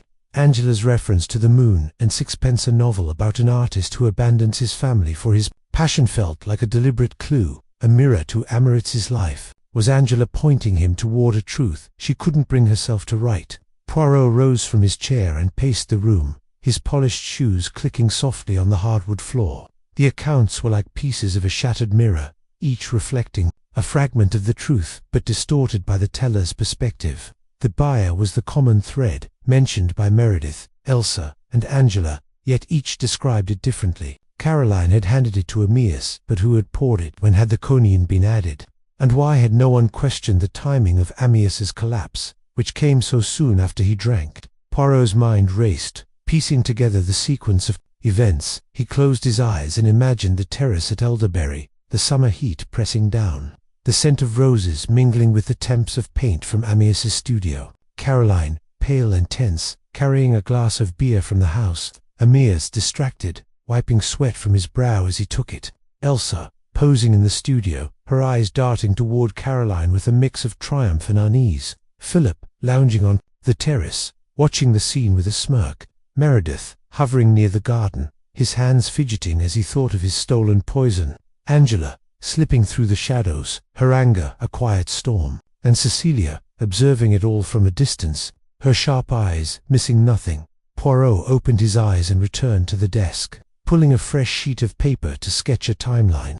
He began with the morning, Amyas painting, Elsa posing, Caroline moving between the house and the studio. Around noon, Caroline brought the beer. Amyas drank it, complained of feeling ill, and collapsed within minutes. The cognac, Poirot knew, was fast-acting, but not instantaneous. The poison had to have been added shortly before Amyas drank, which narrowed the window of opportunity. But who had access to the glass? Caroline was the obvious suspect. She had carried it. After all, but Poirot's instinct told him the obvious was rarely the truth. He turned his attention to the discrepancies. Philip's claim that Caroline was always watching. Amyas conflicted with Cecilia's observation that Caroline had spent much of the morning in the house, preparing lunch. Elsa's insistence that she never left the studio was undermined by Philip's memory of her in the garden, and Angela's brief mention of the beer, coupled with her abrupt ending, suggested she knew more than she had written. Poirot's pencil paused over the paper. The buyer was the key, but it was not the only one. The motives, the emotions, the unspoken grudges, these were the currents that carried the truth. He stood again, his mind shifting to the psychological interplay of the suspects. Philip's loyalty to Amyas was tinged with envy, perhaps even resentment, for his friend's charisma and talent. Meredith's guilt over the cognac made him overly eager to blame Caroline, as if to absolve himself. Elsa's hatred for Caroline was too polished, too rehearsed, suggesting she was protecting her own role in the drama.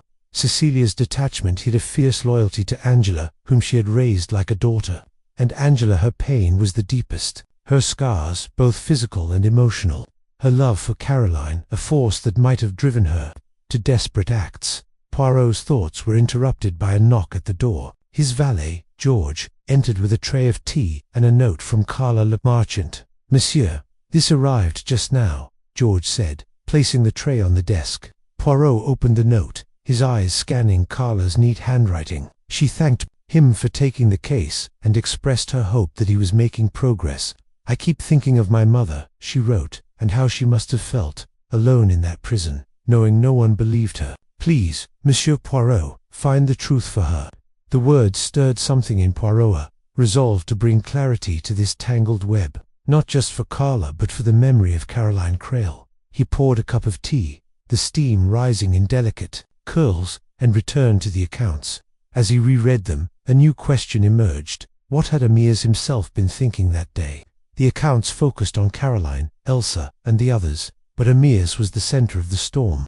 A brilliant artist, reckless in love, unapologetic in his pursuit of beauty. What had driven him to provoke Caroline, to flaunt Elsa, to dismiss Angela's anger? Poirot recalled Angela's mention of the moon in sixpence, and a thought struck him. In the novel, the artist Charles Strickland abandons his family for his art, heedless of the pain he causes. Was Amarisa's death a consequence of his own choices, a retribution for his selfishness? Poirot's mind flashed to a detail from Cecilia's account. Amyas's laughter during his argument with Caroline, his claim that art is worth it. There was a cruelty in that laugh, a dismissal of Caroline's pain. But there was also something else, a hint of defiance, as if Amyas knew he was playing with fire. Poirot leaned forward, his fingers tracing the words in Cecilia's statement. Had Amyas sensed the danger around him? Had he seen something in Caroline's eyes, or Elsa's, or Angela's, that warned him of what was to come? The clock on the mantel chimed midnight, its soft tones pulling Poirot from his reverie. He gathered the accounts and placed them in a neat stack, his mind buzzing with possibilities. The truth was there, hidden in the spaces between the words, in the glances exchanged, the silences unbroken. Tomorrow, he would visit Alderbury, walk the grounds where Amyas had died, and let the place itself speak to him. The house, the garden, the studio, they held the echoes of that day. And Poirot would listen. He extinguished the lamp and stood in the darkened room. The city's hum, a faint backdrop to his thoughts. The puzzle of perspectives was coming together, not as a single picture but as a series of overlapping images, each revealing a facet of the truth. The buyer, the poison, the motives, they were pieces of a larger whole, and Poirot felt the familiar thrill of a mystery on the verge of unraveling.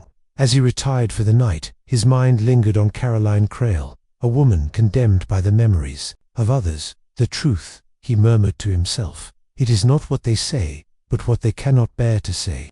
The next morning, Poirot rose early, his mind sharp, despite the late hour he had kept. He dressed with his usual precision, shoes, immaculate suit, a perfectly knotted tea, and breakfasted on a single croissant and a cup of coffee. By 9 o'clock he was on a train to Devon, the countryside rolling past in a blur of green and gold. Alderbury was a few hours away, and Poirot used the time to review his notes, his pencil marking new questions, new connections. The discrepancies in the accounts were not random.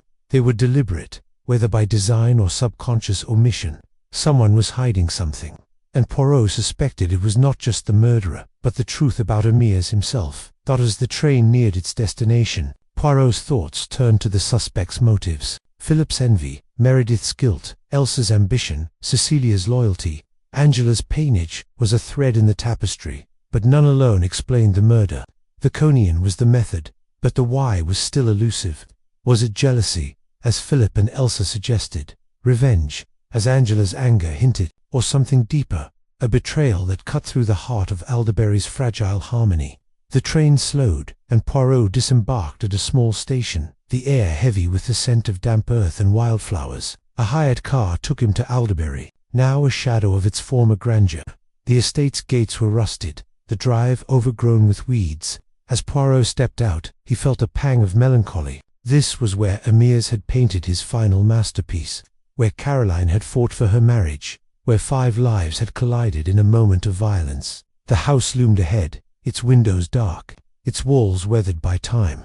Poirot began his tour at the terrace, where Amyas had drunk the fatal beer. The stone flags were cracked, moss creeping into the crevices, but Poirot could imagine the scene. The tables set for lunch, the glass glinting in the sun, Caroline's hand trembling as she handed it to Amyas. He walked to the studio, a small building nestled in the garden, its door hanging ajar.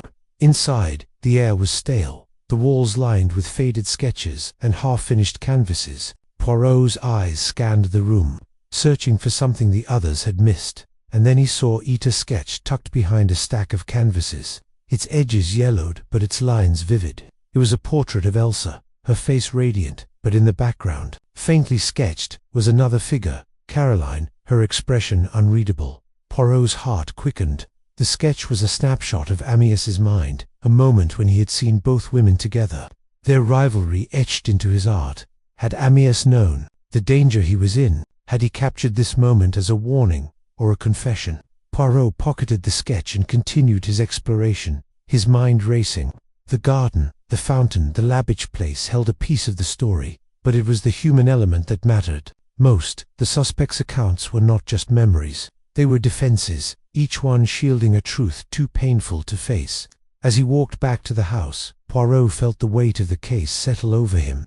The truth was close, but it would require one final act to bring it to light. He returned to London that evening, the sketch safely tucked in his briefcase. In his flat, he spread the accounts across his desk once more. The sketch beside them, the contradictions, the emotions, the silences, they were all part of the same puzzle, and Poirot was determined to solve it. He penned a letter to each suspect, requesting their presence at Meredith's home in 2 days' time. The truth, he wrote, cannot remain hidden forever. I have seen it, and I will reveal it. As he sealed the letters, Poirot felt a quiet satisfaction.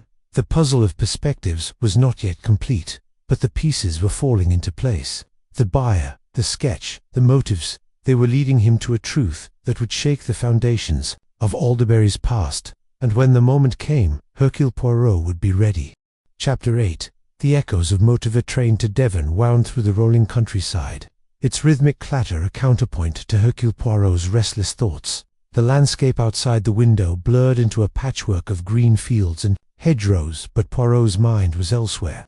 Tethered to the 16-year-old murder of Amyas Crale, he had read and reread the 5 written accounts from the suspects Philip Blake, Meredith Blake, Elsa Greer, Cecilia Williams, and Angela Warren, each a kaleidoscope of memory, colored by time and emotion. Their contradictions gnawed at him, like a melody played in discordant keys. Now, as he journeyed to Alderbury, the Crale estate where the tragedy had unfolded, Poirot sought to anchor his deductions in the physical remnants of that fateful day. The station at Hancross was a modest affair, its platform dusted with autumn leaves. Poirot stepped onto the cracked pavement, his polished shoes an incongruous contrast to the rural simplicity.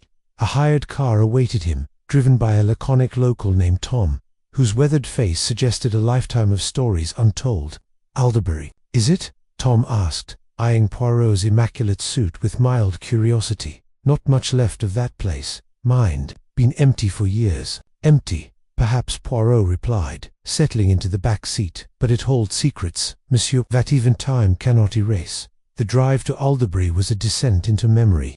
The road twisted through copses of ancient oaks, their branches clawing at the overcast sky. Poirot's thoughts drifted to the accounts he had collected. Philip's brash certainty had painted Caroline Crale as a jealous wife, driven to poison her husband in a fit of rage. Meredith's hesitant recollection had lingered on the stolen from his laboratory, his guilt palpable.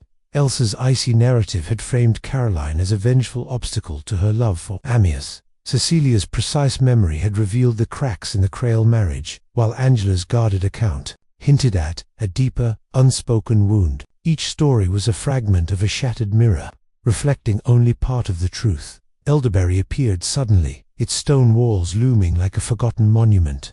The estate was a ghost of its former grandeur, its once manicured gardens choked with brambles, its windows boarded or broken. The driver slowed, casting a wary glance at the house. "Sure you want to be dropped here, sir? Place gives me the creeps." "Most assuredly," Poirot said, his tone firm but kind.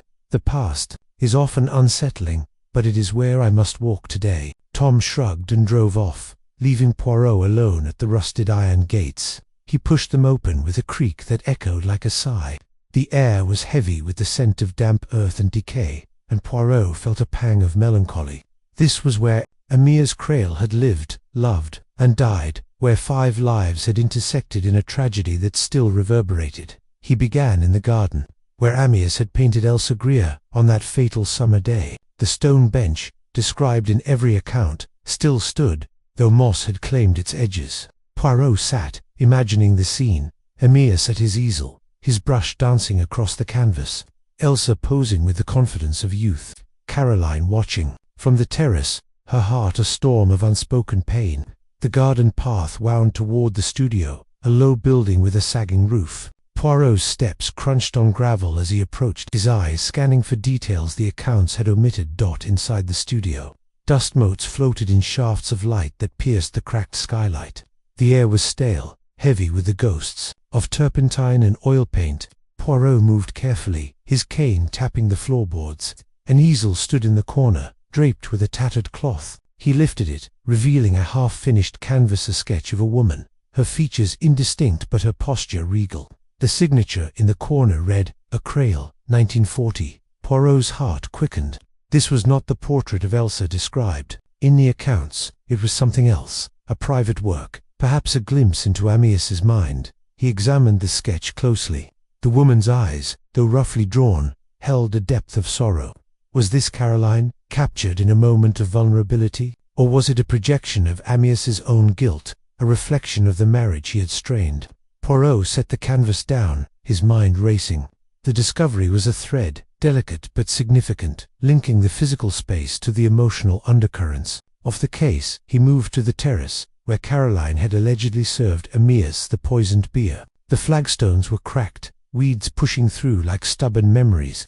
Poirot stood where Caroline had stood, imagining her hands trembling as she handed Amyas the glass. Philip had described her as cold, Elsa as triumphant, Cecilia as resigned, yet Angela's account had suggested a protective instinct, a woman shielding her sister from harm. The truth, Poirot knew, lay in the spaces between these perspectives. As he paced the terrace, a glint caught his eye. A shard of glass nestled in the grass. He knelt, careful not to disturb it, and saw it was a fragment of a bottle. Its label faded but legible. Alderbury Ale, 1938. The beer Amyas had drunk. Poirot's pulse quickened. The accounts had mentioned a cold bottle, fetched from the house, but none had noted its origin. Was it possible the bottle held a clue? He pocketed the shard, resolving to have it examined, though 16 years might have erased any trace of poison. The sun dipped low, casting long shadows across the estate. Poirot's thoughts turned to motive. Jealousy was the obvious thread, supposed rage at Amyas's affair with Elsa, yet Poirot sensed a deeper current. Philip's bitterness toward Amyas hinted at envy, perhaps of his friend's charisma or success. Meredith's guilt over the Conian suggested a man burdened by his own negligence. Elsa's polished narrative concealed a wound, perhaps a rejection she could not forgive. Cecilia's clarity masked a quiet judgment. Her loyalty to Caroline tinged with disapproval of Amyas, and Angela, her guarded words and literary allusion to the moon and sixpence, suggested a personal betrayal. A wound, deeper than sibling rivalry. Poirot sat on the terrace steps, letting the silence of Alderbury speak. The estate was a canvas itself, painted with the emotions of that day: love, betrayal, despair. He closed his eyes, reconstructing the scene. Amyas painting, Elsa posing, Caroline serving the beer, Angela sulking in the garden, Philip and Meredith watching from the periphery. The poison had been administered in the beer, that much was certain, but the how and why remained elusive. Had Caroline truly slipped coniine into the bottle, or had someone else seized the opportunity, knowing she would be blamed? A sudden twig snapping jerked Poirot from his reverie. He turned, his hand tightening on his cane. A figure stood at the garden's edge, half hidden by the lengthening shadows. "Who is there?" Poirot called, his voice steady but sharp. The figure stepped forward, revealing a woman in her 50s, her face lined but striking, her eyes a piercing grey. "Mr. Poirot," she said, her voice low and measured. "I heard you were coming. I'm Margaret, the groundskeeper's widow. I worked here, back when it happened." Poirot rose, his curiosity piqued. "Madame, you have information about the Crale case?" Margaret's gaze drifted to the studio, her expression unreadable. "I saw things that day, things I never told. The police, they didn't ask, and I wasn't one for meddling." "Yet you are here now," Poirot said, his tone gentle but probing. "What brings you to speak after all these years?" She hesitated, then stepped closer. "I heard Miss Carlos back, asking questions. I figured it's time. I don't want to carry this to my grave." They sat on the bench, the air growing cooler as dusk settled. Margaret's story unfolded slowly, her words painting a vivid picture. She had been in the kitchen, preparing lunch, when she overheard a row between Caroline and Amyas on the terrace. It wasn't just about Elsa, Margaret said, it was Angela too. Caroline was begging Amyas to send her to school, to get her away from him. She said he was ruining her, filling her head with nonsense. Poirot leaned forward, his eyes narrowing. Ruining her?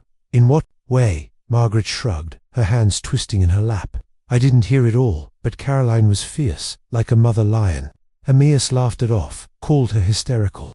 Then she brought him the beer, and he drank it like it was nothing.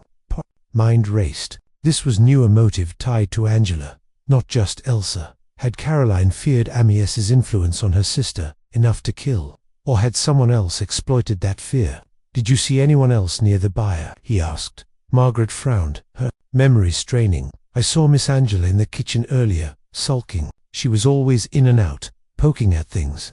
And Mr. Philip was there too, fetching ice. He was in a foul mood, muttering about Amyas always getting his way. Poirot nodded, filing away the details. And the others, Meredith, Cecilia, Miss Elsa was posing, all high and mighty. Mr. Meredith was in his lab, fussing over his bottles. Miss Cecilia was with Angela, trying to calm her down. That's all I saw.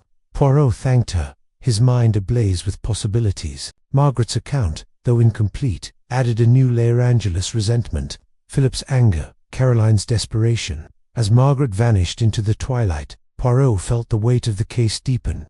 The truth was close, but it was tangled in the motives of those 5 little pigs. He returned to the studio, drawn back to the sketch. Its sorrowful eyes haunted him, a silent plea from the past. He sat at Amyas's old desk, now warped and dusty, and began to write his notes. The sketch, the glass shard, Margaret's story, they were pieces of a puzzle that refused to fit. Yet Poirot knew the answer lay in the interplay of motives, the unspoken desires that had driven someone to kill. As night fell, the estate grew silent, save for the whisper of the wind through the broken windows. Poirot stood, his resolve hardening. The next step was clear. He would gather the 5 suspects, confront them with the discrepancies in their stories, and watch their reactions. The truth, he sensed, would emerge not from words alone, but from the flickers of guilt, fear, or relief in their eyes. He left Alderbury under a sky pricked with stars, the car's headlights cutting through the darkness. The journey back to London was quiet, but Poirot's mind was anything but. The echoes of motive reverberated, each suspect's story a note in a symphony of deception. The gathering would be his crescendo, the moment when the past would finally speak. Chapter 9. The Gathering Storm. The late afternoon sun hung low over the rolling hills of Devon, casting long shadows across the weathered stone facade of Meredith Blake's manor. The air was thick with the scent of damp earth and fading roses, a faint reminder of the once vibrant gardens of Alderbury, now a ghost of its former glory. Hercule Poirot stood at the edge of the gravel drive, his gloved hands clasped behind his back, his sharp eyes scanning the scene. The manor, though less grand than it had been 16 years ago, still carried an air of solemn dignity, as if it, too, bore the weight of the secrets it had witnessed. Today, those secrets would be stirred, prodded, and perhaps filled.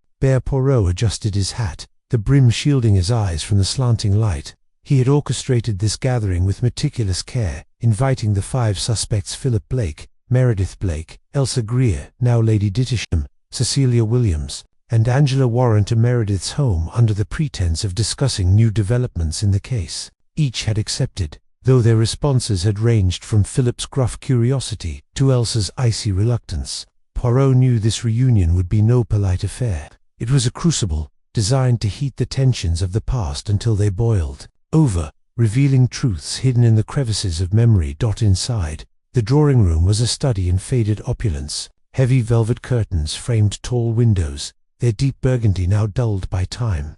A fire crackled in the hearth, casting flickering light across the mahogany furniture and the faces of the 5 individuals seated in a loose semicircle. Poirot stood at the room's center, his small, fastidious figure commanding attention despite the grandeur around him. He had chosen this room deliberately, its proximity to the old laboratory and the garden path to Amyas Crale's studio, a silent reminder of the day that had shattered so many lives.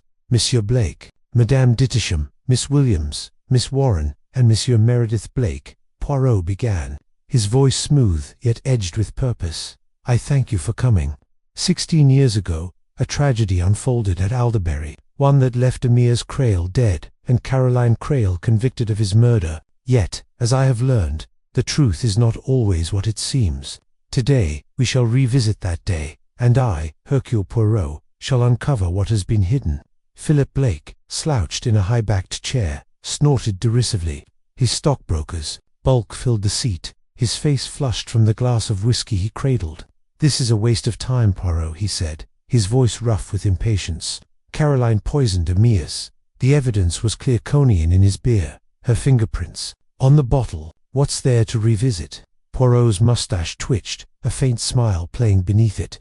"Monsieur Blake, the evidence, it is like a painting. One must step back to see the whole picture. You, of all people, should know that a single stroke does not tell the story." Philip's eyes narrowed, but he said nothing, his fingers tightening round the glass. Across the room, Elsa Greer Lady Dittisham sat, poised on a chaise longue, her elegance undimmed by the years. Her silver blonde hair was swept into a chignon, and her emerald green dress shimmered faintly in the firelight. She fixed Poirot with a cool, assessing gaze. "I hope you're not planning to waste my time, Monsieur Poirot," she said, her voice like silk over steel. "I told you everything. Caroline was a jealous woman, consumed by rage. She killed Amyas because he chose me." Poirot inclined his head, acknowledging her words without agreeing. "Madame, your passion for Monsieur Crale is well noted. But passion, it clouds the memory, Nan. We shall see." Cecilia Williams, seated ramrod straight in a wooden chair, adjusted her spectacles with a prim gesture. Her grey hair was pulled into a severe bun, and her plain wool dress spoke of practicality over vanity. "Monsieur Poirot," she said, her voice crisp, "I trust you have a purpose for dragging us here. I've no patience for theatrics. If you have new evidence, present it." "Patience, Miss Williams," Poirot replied, his tone soothing yet firm. "The evidence, it is not new, but the way we see it that is where the truth lies." Angela Warren, perched on the edge of a settee, shifted uncomfortably. Her face, marked by the scar that ran from her cheek to her jaw, was half turned toward the fire, as if to shield it from view. At 31, she carried herself with the confidence of her archaeological career, but her eyes held a flicker of unease. "I don't know what you expect to find, Monsieur Poirot," she said softly. "Caroline was my sister. I loved her. But I've made peace with what happened. Have you, Miss Warren?" Poirot's gaze sharpened, though his tone remained gentle. "Peace. It is a fragile thing when built on half-truths." Meredith Blake, standing by the fireplace, cleared his throat nervously. His tweed suit hung loosely on his thin frame, and his hands fidgeted with a pipe he hadn't lit. "I say, Poirot, this is all rather unsettling. I mean, raking up the past like this. What do you hope to achieve?" Poirot turned to him, his eyes gleaming with intent. "Monsieur Blake, I hope to achieve justice. For Caroline Crale, for her daughter Carla, and for the truth itself. Now, let us begin." He stepped forward, his movements deliberate, and drew a small notebook from his pocket. "Each of you has provided me with a written account of that fateful day at Alderbury. Each account, it is like a thread in a tapestry, unique, yet part of a larger design. But the threads, they do not align. There are knots, tangles, and gaps. Today, we shall weave them together." He opened the notebook, though he scarcely glanced at it, his memory as sharp as ever. "Let us start with the morning of Amyas Crale's death, Monsieur Philip Blake. You described a breakfast fraught with tension. You said Caroline was on edge, arguing with Amyas about his painting of Elsa. Yet, Miss Williams, you recall no such argument at breakfast, only a later dispute in the garden, which is correct." Philip shifted, his jaw tightening. "I know what I saw, Poirot. Caroline was snapping at Amyas, accusing him of neglecting her. It was clear she was jealous." Cecilia's lips pursed. "Nonsense. Breakfast was civil, if strained. The real argument happened later, when Amyas was painting in the garden. Caroline was upset, yes, but it was about Angela, not Elsa." Poirot's eyes flicked between them. "Interesting. Two memories, two truths. Miss Warren, you were young then, but your memory is vivid. Nan, what do you recall of this breakfast?" Angela hesitated, her fingers tracing the scar on her cheek. I don't remember much about breakfast. I was upset with Amyas myself. He'd promised to look at my sketches, but he was too busy with Elsa. Caroline tried to calm me down, but I stormed off. Poirot nodded, his expression unreadable. And you, Madame d'Itisham, you were the Muse, the center of Amyas's world. That day, what do you recall? Elsa's smile was sharp, almost predatory. Amyas was focused on his work on me. Caroline was hovering, as always, trying to control him. She brought him that beer. You know, the one with the poison. I saw her hand it to him in the garden. Did you? Poirot's voice was soft, but it carried a weight that made Elsa's smile falter. Monsieur Meredith Blake, you were in your laboratory that morning. Nan, you told me that cognac was taken from your stores. Did you see Caroline near the laboratory? Meredith's face paled, his pipe trembling in his hand. I can't be certain. I was distracted, working on my tinctures, but the bottle was there in the morning and gone by the afternoon. Caroline knew where I kept it. Poirot's mustache twitched again, a sign of his mind at work. So, we have a breakfast that was tense or not. A bottle of poison that was taken or not, a buyer that was poisoned or perhaps not. Let us move forward. The afternoon, when Amyas Crale was found dead in his studio. Miss Williams, you were the first to find him, were you not? Cecilia nodded, her face grim. I went to check on him around 3 o'clock. He was slumped in his chair, the canvas still wet with paint. The beer glass was on the table, empty. I knew at once something was wrong. And you, Madame de, where were you at this time? Elsa's eyes narrowed. I was in the house, changing. Amyas had finished painting for the day.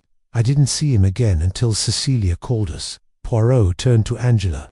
Miss Warren, you were in the garden, sketching, you said. Did you see anyone approach the studio? Angela's gaze dropped to her hands. I wasn't paying attention. I was angry, drawing by the rose arbor. I didn't see anything. Philip slammed his glass down, the sound sharp in the quiet room.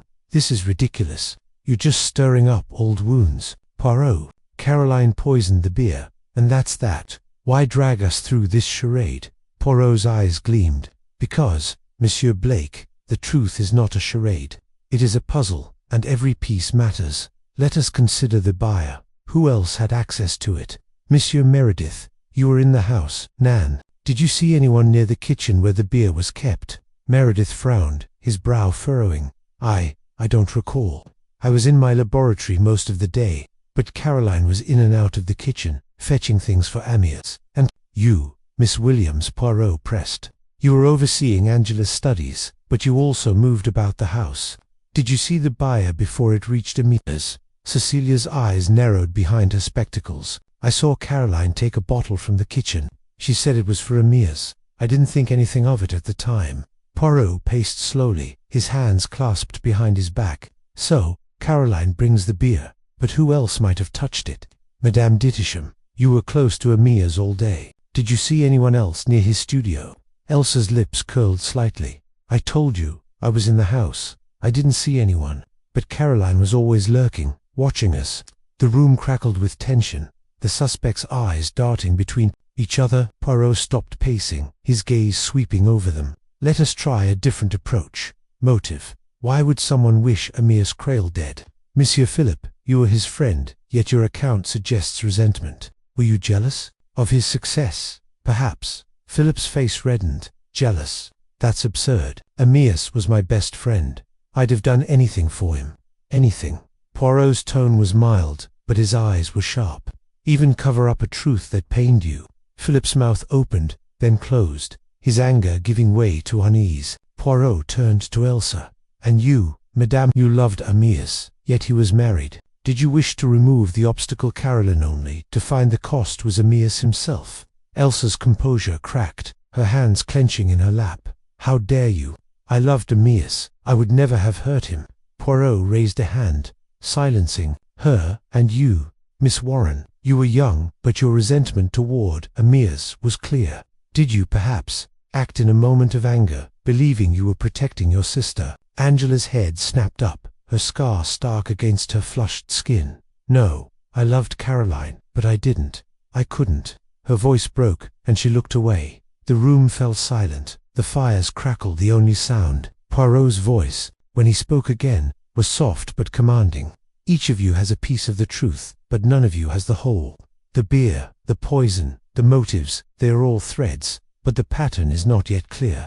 I propose we take a walk to the garden, to the studio where Amyas died. Sometimes, the place itself speaks when memory fails. Meredith hesitated, his pipe now forgotten. The studio, it's been locked for years. I don't see what good it will do.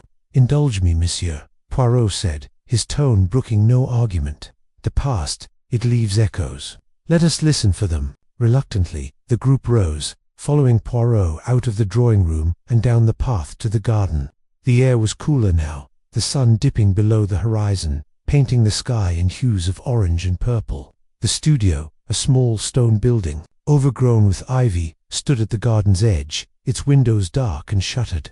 Meredith produced a rusty key, unlocking the door with a creak that echoed like a sigh. Inside, the air was musty, thick with the scent of old paint and dust. The easel still stood in the center, though the canvas was gone, removed as evidence years ago. Poirot moved slowly, his eyes scanning every detail of the paint-splattered floor.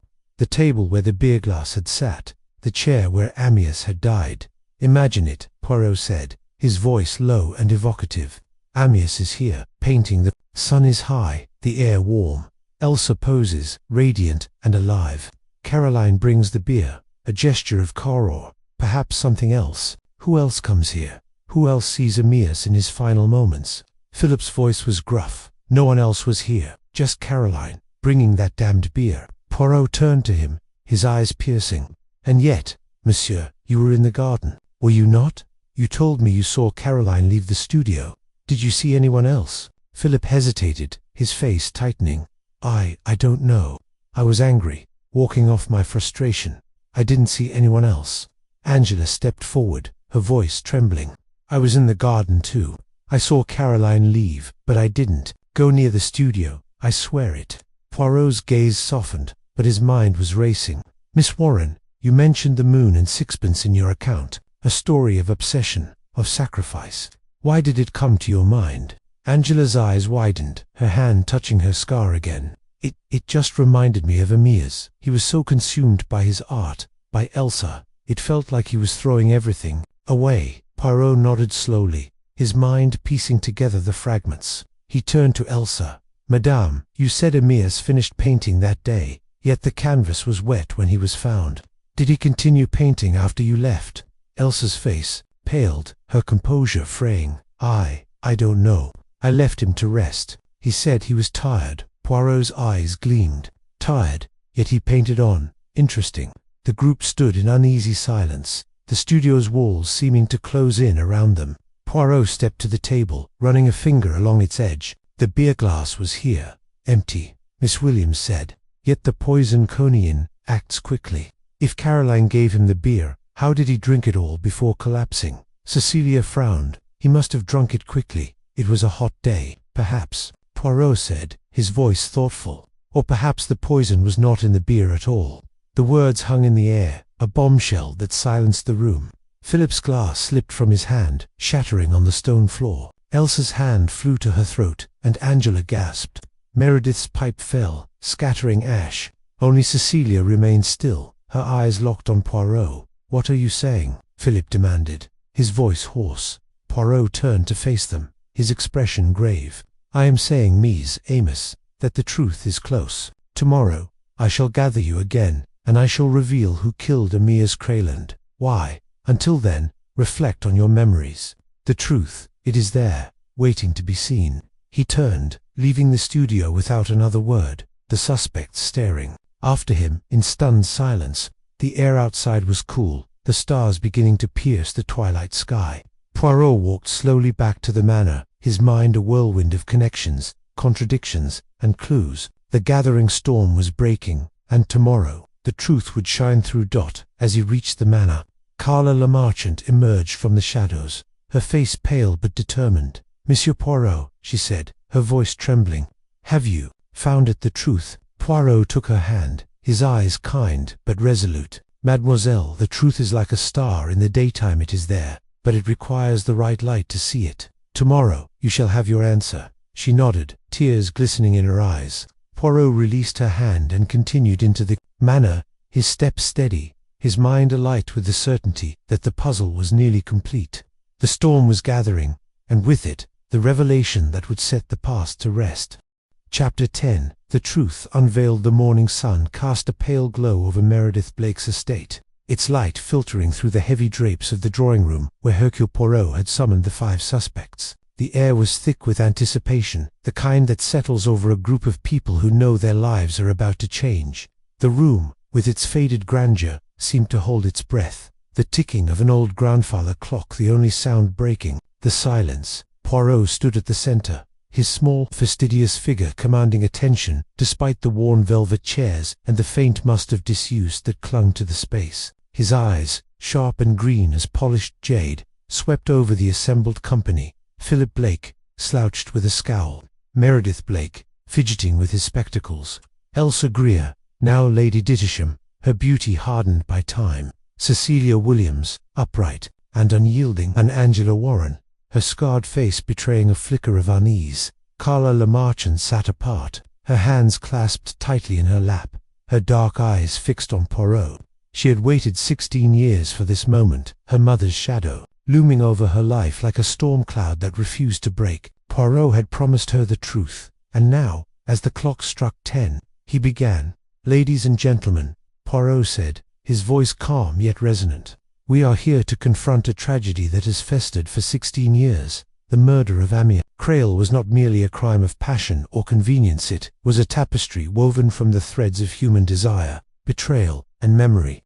Today, I, Hercule Poirot, will unravel that tapestry, thread by thread, until the truth stands bare before us." Philip Blake snorted, crossing his arms.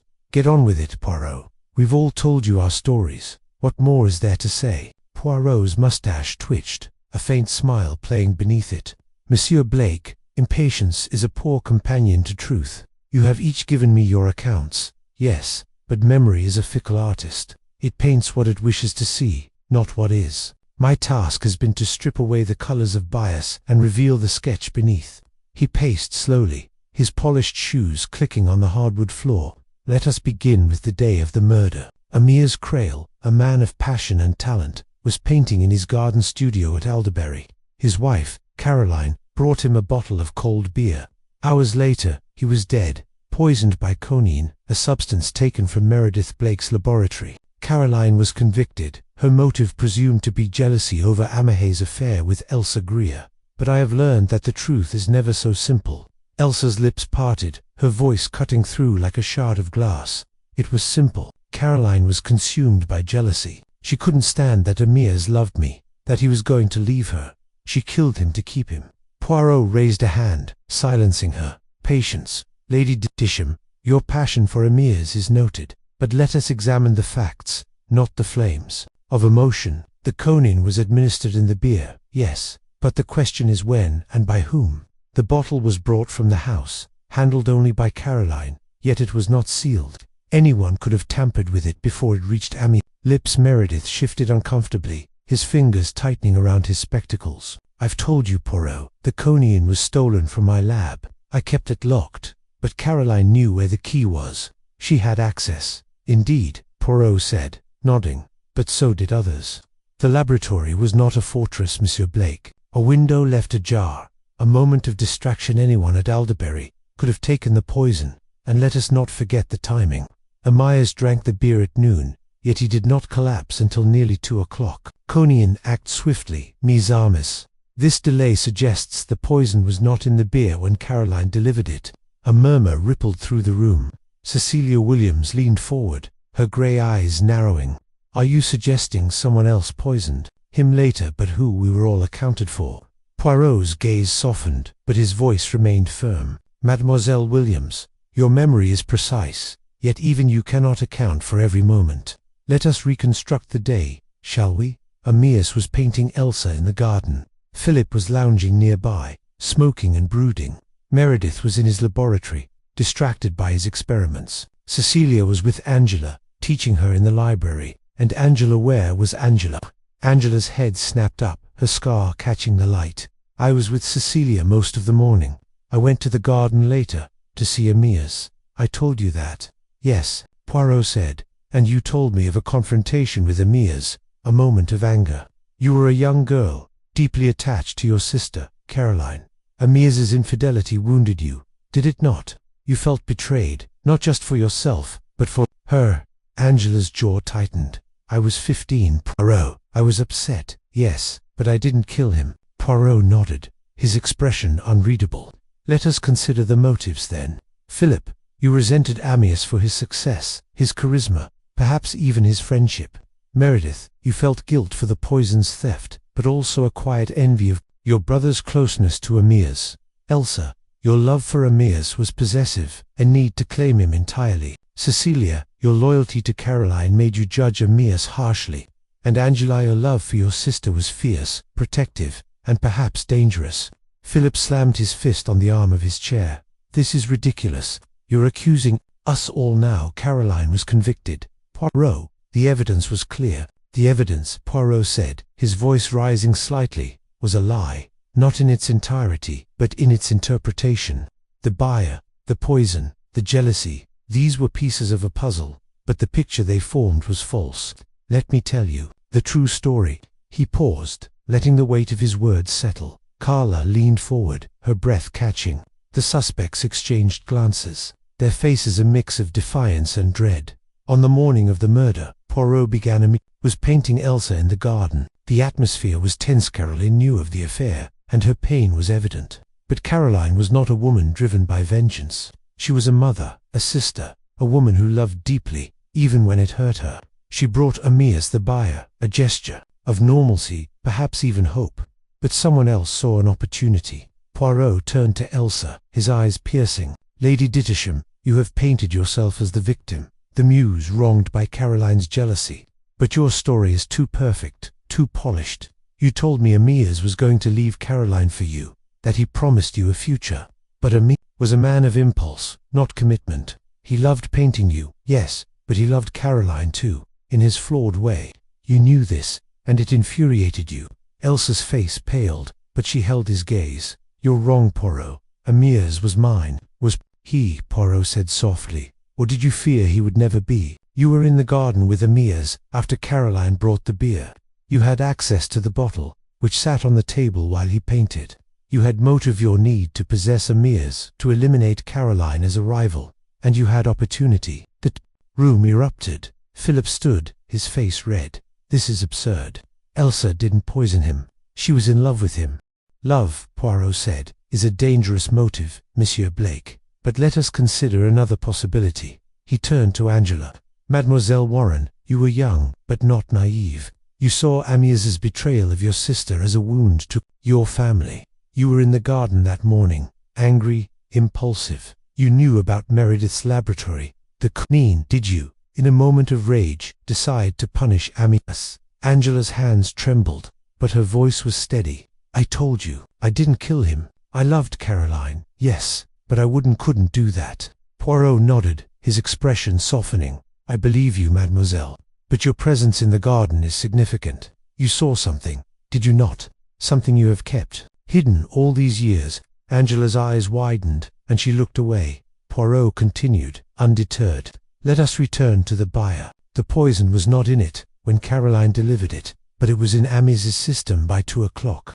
This suggests the cognac was added later, perhaps in a second drink, or directly into the bottle after Caroline left. But who had the means? And the moment he turned to Meredith.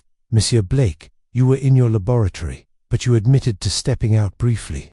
You saw Caroline in the garden.